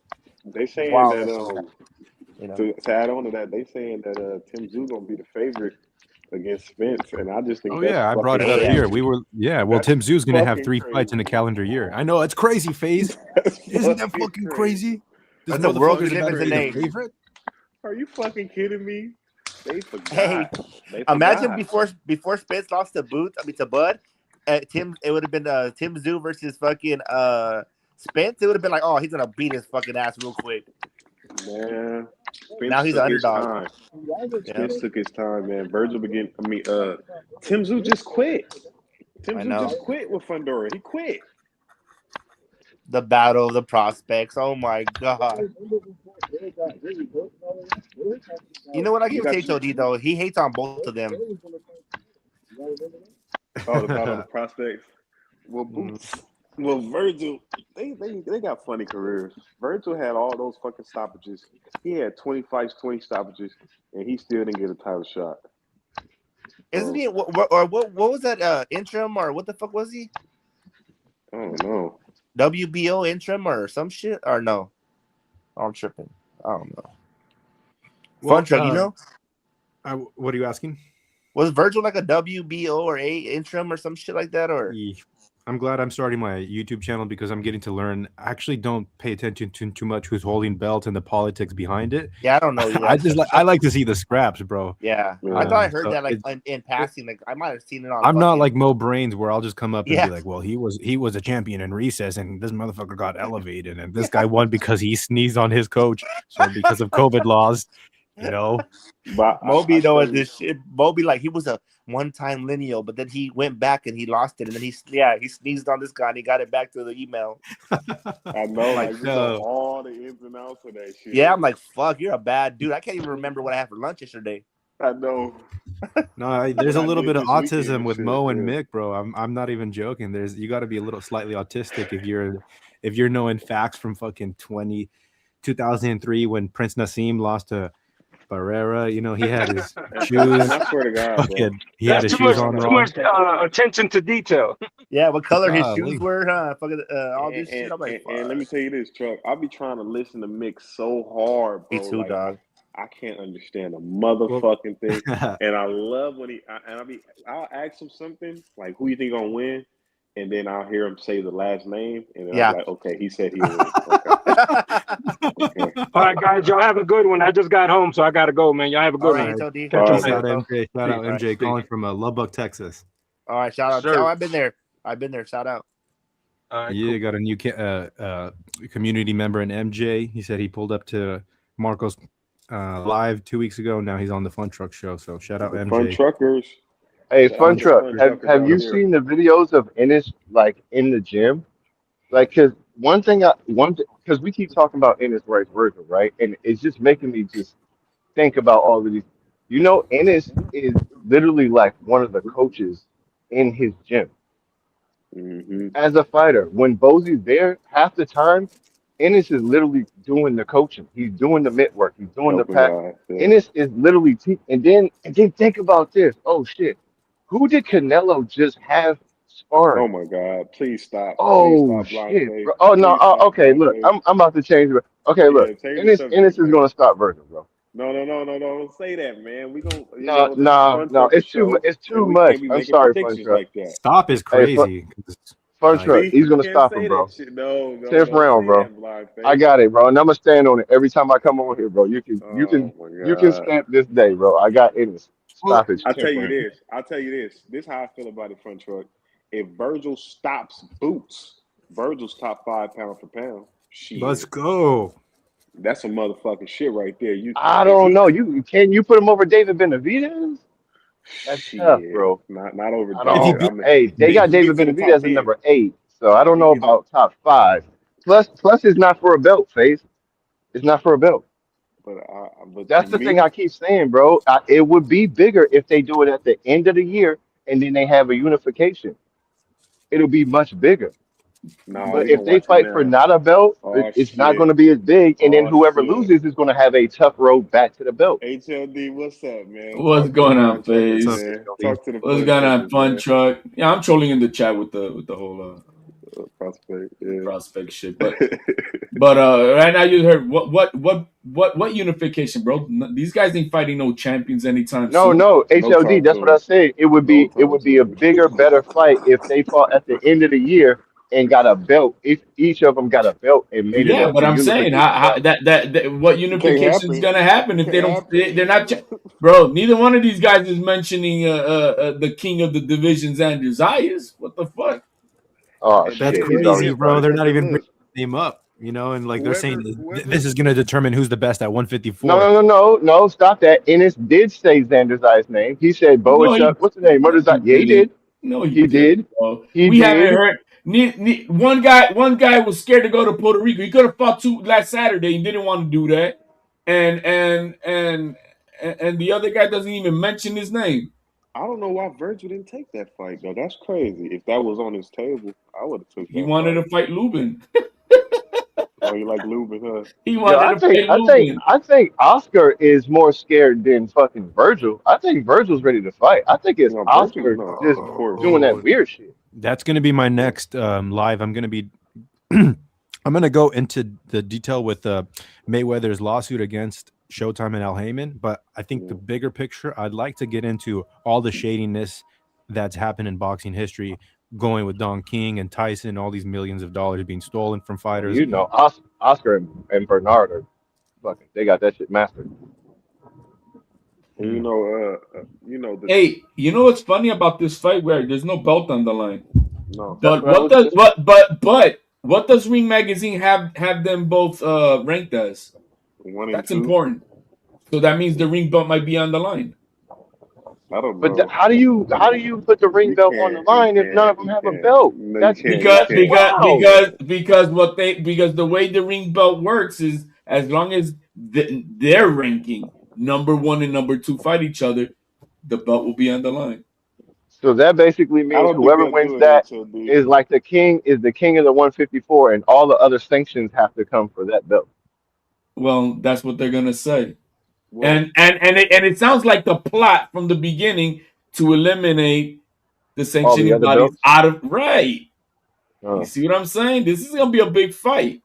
And so if they it is eliminate a the good fight. sanctioning bodies from it, these guys are gonna fight for their complete purse. So there's no Well, 100,000 HLD. or three wait, hundred wait. thousand So dollar fee. does that mean Shakur is the lineal at 140?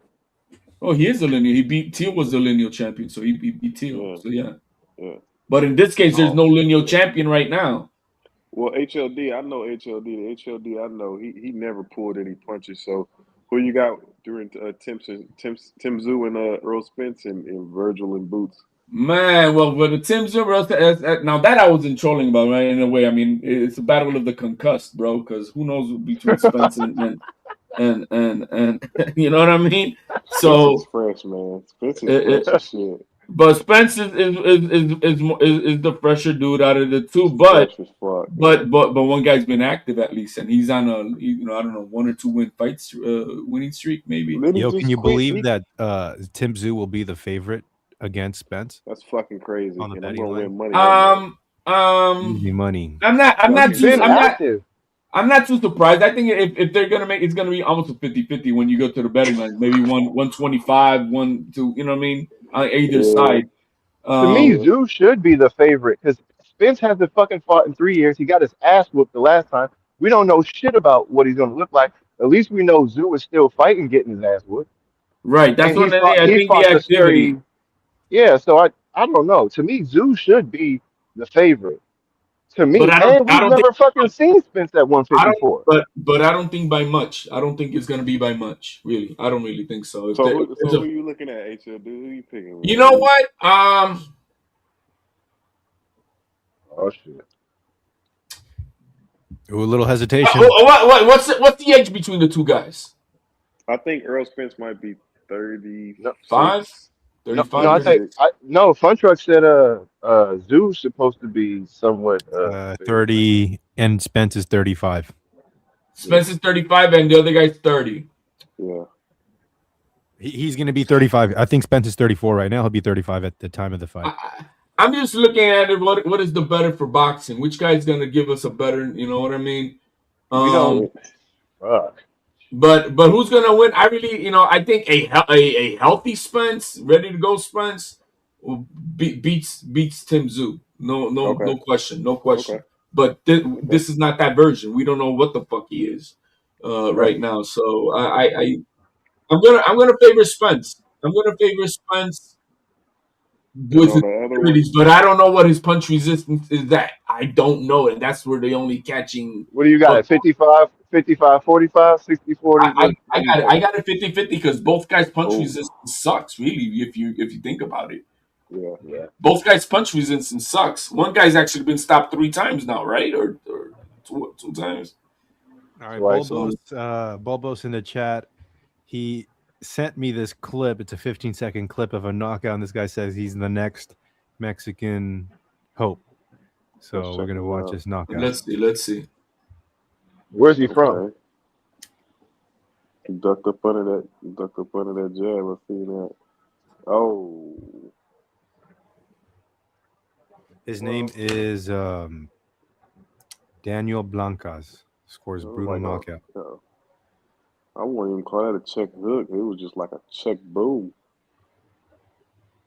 Golly, That was kind of like That's the that same. Shoo Carrington punch like a couple fights ago. Hey, Super this in is close. like the fight this weekend against Little Midget Ball, bro. It was a sweeping left. That's like a Drago punch right Dang. there. Ooh. Oh god. Did his leg collapse? Ooh. Is his leg bent? Did his Yeah, leg bent? Oh man. Damn. that's the Black Two Sugars. Shoulder pain. Ooh, that's nice. That's nice how he framed off with his shoulder and came over. That was nice.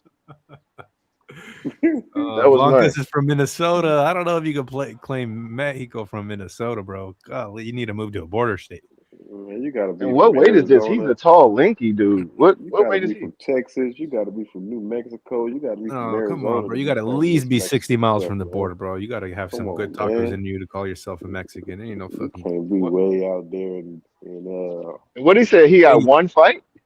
Hey, but no, Blind Faith. I went to Seattle for a marathon a couple years ago. I was surprised how much raza's out there. Chicago Oh, they too. deep out here. Hey, bro, our brown pride, we out here, bro. Our black pride, bro, we out here, bro. Hey, this the thing about I love out here, man. You can be in a spot and see somebody from Thai. Bro, I got brothers from all over, bro, all over. Sometimes I'll be with my Filipino homies. I got Polynesian homies, bro. It's all, bro. My family, like my neighbors, bro, they're from fucking Europe. You know what I'm saying? Like I got. Bro, it's so diverse out here, bro. It's like family is family, bro. It don't matter what your shade is, Bobo's fucking with you, bro. But shout out to this guy, Blancas from Minnesota. Keep an eye out for him. What weight class, Bulbos? He's the one that sent me the clip. Otherwise, I wouldn't have found him. But all right, Mexico's got some hope. HLD.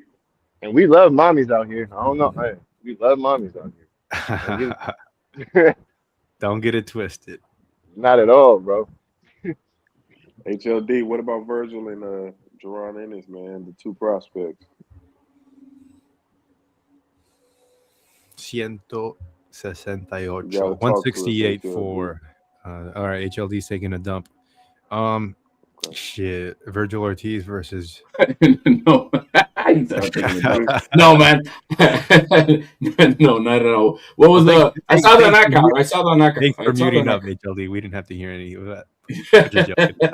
You hear the flush. We was talking about this Virgil Ortiz, Jaron Ennis, man. What you think, man? Give That me one a right breakdown. there. That one right there.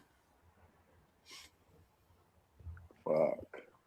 I just think that Virgil Ortiz is the more proven fighter, not boxer, fighter. We listening. And he's been in the fire. He's been in the fire, and he knows how to get out of it. Boots Ennis, we've never seen him in the fire, and we don't know how he's gonna react when he's in that boiling water. And can he get out of it?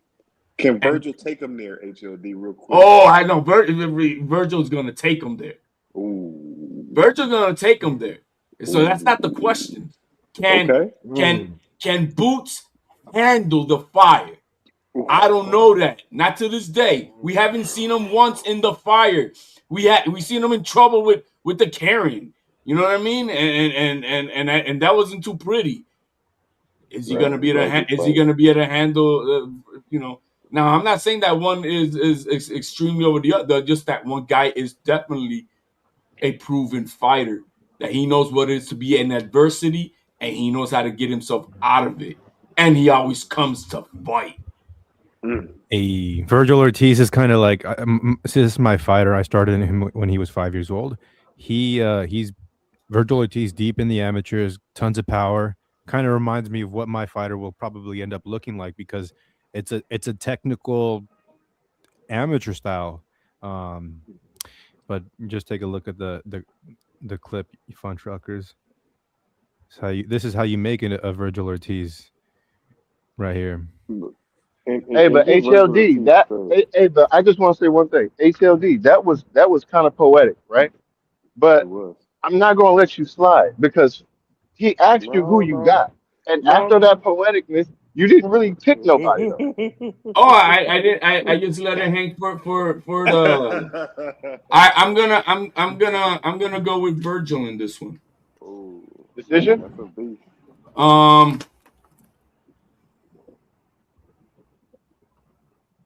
Let me see how before. I'm not gonna make that hard conclusion. But I do got Virgil. I do got Virgil because of what I just said.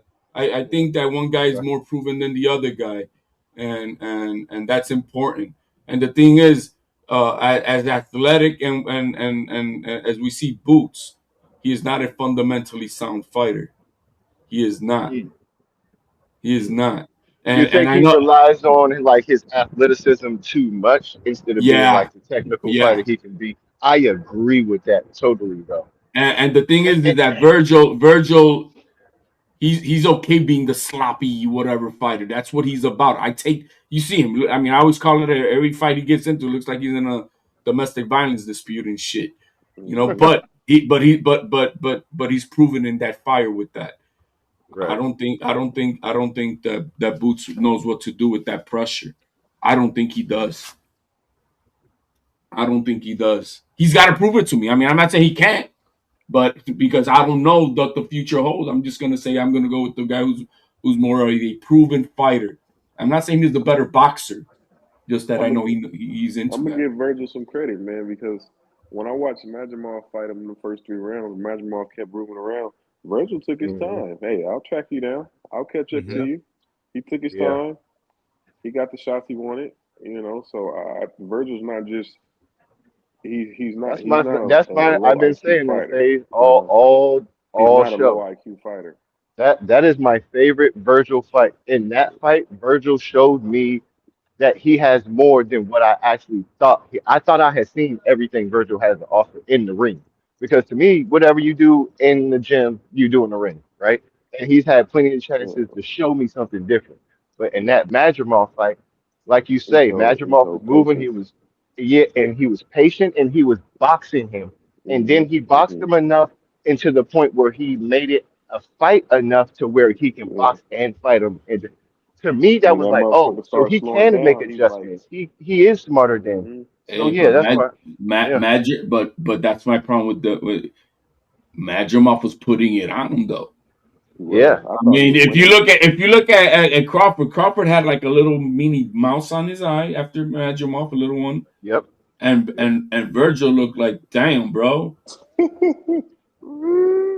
with the same fighter, with the same herky jerky. Mm-hmm. We just said he was patient. Well, guess who was also patient? Bud was patient, but he didn't look like that. No. Mm-hmm. Now he was getting tagged too. Don't get me wrong, But I think Virgil went in there to kind of hurt Majimov. Bud yeah, went in there to beat Majimov. So I think it was a different mentality. I just don't know what what what version of Boots are we gonna see that's gonna be able to handle this? I don't know that. I don't know that And because this I is don't the think we've thing. never seen him in there. Have we seen the best of Virgil or have we seen the best of Boots? Do they have I more to show us? I think we've seen The best of Virgil. the best of Virgil. For Maybe he sure. could do some tweaks here and there, right? I don't think we know what is. Like I said, he's the unproven fighter. I don't know what is the best of Boots because he hasn't been there with anybody of worthy talent. And you know what? And you hear all them stories about Boots beating up on Yo-Yo and having a good sparring match with Canelo. I've And never heard that against Yo-Yo. man, they got stories out literally about Boots and Yo-Yo, Boots and Conwell, just Boots and Brian Norman. Like all these guys, like Boots got war stories with these guys in the gym. And I know that don't mean nothing, but I mean, Mm-hmm. I think he'll be twice as technical when there's a threat. I think he's in these fights, it looks like he's Mm. so fundamentally not sound because these are showcase fights and he knows it. He knows that these are showcase fights. This you remember when he fought Stanionis? It wasn't none of that shit. It was like, okay, this is lineal, this is for the fucking unification. I'm gonna beat your ass and I'm gonna do it in a way that, there's no doubt. And he locked in Stanionis. I seen that first jab to the body. I seen Stanionis' body jump back, and it was just like, okay, this is a real fight right here. But I don't And think either one of these guys has faced anybody like of worthiness. I'm not saying that no, that's no, no, what it is no. because Facts, Angel. I That's what don't I think said, Angel. I don't think Bohachuk. Bro, Bohachuk lost against Michael Fox, bro, and you need to see that fight after he fought Virgil. And we had that war, but then he fought Michael Fox, and they robbed Michael Fox. And Michael Fox Mm-hmm. came out there looking clean, like nothing happened. And he whooped on Bohachuk, Like even a dropped him sparring. and shit. Yep. No, in a fight. No, They no, I fought said it each looked other. like he made it look like sparring. Oh yeah, Yeah. yeah. Yeah. And then Madrimov, who's just I'm sorry, he's just a 10-win fighter, 11 now. I mean, I'm sorry. People want to give him all this praise with Bud and all this shit, and I don't think that he's all that at all. He You know what I spoiled the mean? party, yeah. They You wanted to know, see Bud get that Mm-hmm. knockout, but he spoiled the party. He said, fuck that. but I don't think Madrimov is all that either. I really don't. So I just know that Virgil, at least when he's been tested, he's come out the fire, Yeah, he and we finds a don't. way to win. I agree with that. And we just don't know. I'm not saying that Boots can't do that. I just don't know if he can because we never seen it against somebody. At least I think it's gonna be a good fight. Either way, it should be a good fight. But Let me ask y'all something. How do y'all? Because Faye's already said kind of like maybe top five. Or, I don't know. That might be a little high. But look, let's say either one of them put on like a performance that Shakur just did, right? Maybe even a stoppage. Where do y'all put? Where do y'all put? Or do you feel like for sure they are like wiping out the whole division and nobody beats them? Like the Fundors and none of those. Nobody. you got forget the Pandora. Can either one of them deal with the So, most fundamentally sound boxer at 154? Keith Thurman. Zayas, I don't know. Okay, look, He do you everything they keep tell me. mentioning Zayas, right? I like Zayas, but I don't know if Zayas beats Virgil. Hey, real quick, I'm gonna change it, or just real quick, I want to say something. You know those iconic photos with the fighter and a great fighter, like a young fighter and a great fighter. This is going to be one of those fighter photos. This is my fighter, Isaac Destroyer. That's his nickname that his dad gave him. But look at him. with Tszyu. This is at the Take national over. tournament last summer. Yeah, I was gonna say that looks very recent. This is That's Tszyu pulled up to the national tournament. I think that's cool when they do that, Yep. because these young amateurs, they get so much hype from seeing a guy like Tszyu at the tournament.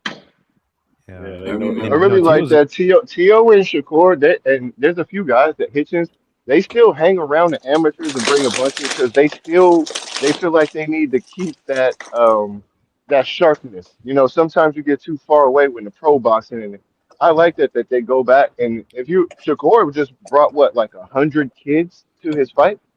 Yeah, look at this, man. That's Tio's so a cool dope when cat, they bro. reach back. This is at the tournament. Imagine like getting some shadow boxing footage with Tszyu before Shakur. This is crazy, man. Who's his favorite fighter? Who's his favorite fighter? My fighter probably Yeah. probably Canelo. Okay, his favorite fighter is Canelo. Okay, Yeah, that's cool.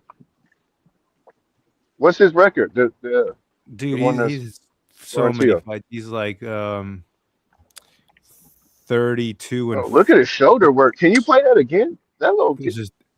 He's 32-6, and every kid that he's lost, he's got a rematch win against. So look at that. Look at his offhand. I like that. Look at that. Ooh, I like that. Man, I started him at 5 years old, Blind Faith. I had him for 4 days a week, for 2 years, and he caught Tszyu. Hey, my boy's catching Tszyu. Let's go, bro. He caught Tszyu with like 3 jabs. Look at that. Yeah, and he's watch. Let me pull something else up here. Like, I'll pull up some of his awards. But do you have any of his fights? Can you play any of his fights? Yeah. I'll play some of his fights footage. It's really dope. good for. Go ahead.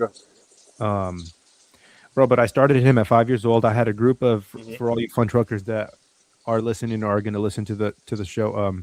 I had a sort of a youth program for 2 years that I ran, and I created a lot of champions, and he was the standout. Like at 5 years old, he was chomping at the bit to get to get in the ring, bro. He loved to smoke, So I when I left, when I ended my program, I took him to my head coach. So now he's fighting still in the hometown, but now he's just under my old coach. But just a sec. What's his age now? 10 years old. Nice. He's 10, and he's gonna be up there, man. I have no doubt in my mind that he's gonna be a world champion.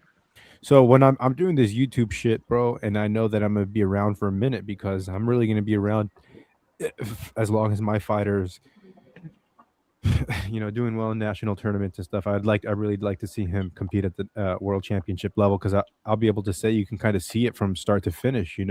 This is how it's done. Here, I'm going to find some footage in just a sec. His dad is always sending me a bunch of good stuff.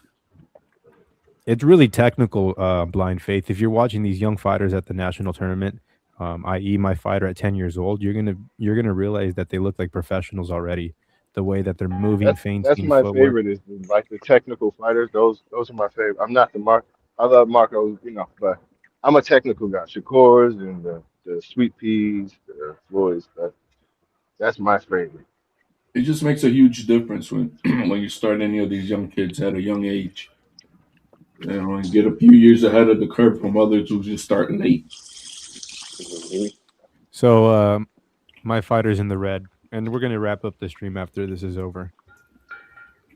But yeah, he's a fighter through and through, bro. There's no doubt in my mind when watching him be the standout out of all the 5 years old. He wanted it a little bit more than anybody else, and you can just kind of see that determination. And more than anything, actually, his dad, his dad brought him to me, and his dad said, do whatever you want with him. Like, I'm never going to come in between you guys, like as a father. And so I think that aspect too of him having supportive parents and taking him to all of these tournaments, bro, because they're traveling across the country. So I'm like, that combination of the father not being a coach, letting the trainer do their thing, but like being a supporter by taking them to matches, because he's getting at least 20 matches a year, bro. He's fighting a lot. So this is my fighter in the red here, and this is not too long ago, about 6 months ago. And when I say watch the resemblance of Virgil Ortiz, and he's my fighter is very, very aggressive, like, and he's sort of been like that from the jump, man. He's always wanted a bit chomping at the bit. I like his waist movement. I like how he changes his levels a lot. I like that. Caught him right there with the He's right. always coming back with something. There's always something there. There's something there. And that little step back that he has is so good that he does. But yeah, bro, this is 10 years old, and look how good these fighters look. And this makes me so. See, this is like, and what I talk about on Marco. So you know, what I mean, how do we ensure that this continues in like this type of video and the stuff that you're doing? Like this kind of reassures me that like our sport. Oh man, the amateur really circuit will nowhere, always, you know the I mean? amateur circuit has had highs and lows throughout its history. Like there's been off times, but I think the resurgence of boxing in the last couple of years is like, when I'm going to these tournaments, bro, they're packed, or tons of good fighters, really good amateurs. So I have lots of hope for what the next class out of the amateur circuit is going to look like. How many fighters you got? You know what? So I'm not training any fighters right now, except for this kid. I will go when I go back to visit my parents. I'll work with this is my coach right here, though. He's in the ring. His name is Jesse Haro. This guy, really, really good people, man. When coaches in the boxing community are what make the boxing world go round, bro, because they're doing so much of this unpaid, right? Like, right. For the love. So all for the love. And this is his dad right here. That's behind him. But this is him right here. He's gonna pop off in the second round if I remember correctly. And then we'll wrap up the stream. But dude, it's really cool seeing all of the medals stack up. Like belts do matter. They matter everything for like Shushu Carrington, like parading that belt around New York, man. These kids, when they go to tournaments, they're expecting to win. They're upset if when they win, they get like a little trophy piece. They want a belt, bro, because it's like it's a symbol. I mean, imagine working and going through all of that, and going through a tournament, and then they give you like a pin. You know what I mean? Like no one wants to work that hard for like a pin or like a little wood plaque that says "Great job." Like no, my son is so gangster, bro. We've been to tournaments and they want to, the real medalists are 1, 2, and 3, and and they're giving out like little participation shit for the outside of that. He's like, I ain't picking that up. I don't want that shit. Look at this little shimmy that he does, and catches him with that little uppercut. Okay, this is Virgil Ortiz. Maybe he's gonna be different, but he's very aggressive. Watch this little shimmy, uppy. Yeah. So that was a bam move. Hey, that could be Bam too. Yeah, so to me, he changed his level. He reminds me more of a Bam than Virgil. Just that was what like he changed his levels really well, and to me he has like some people are just it's his vision. I feel like he can follow. He just needs to keep his feet in front of or up under him, because when he dips and then he can. Good job, bro. I see a lot of potential. Hell yeah, thank you. All right, appreciate you guys. I'm going to end the stream there. All you fun truckers, thanks for tuning in. Hit the like on the way out. Salute y'all. Peace.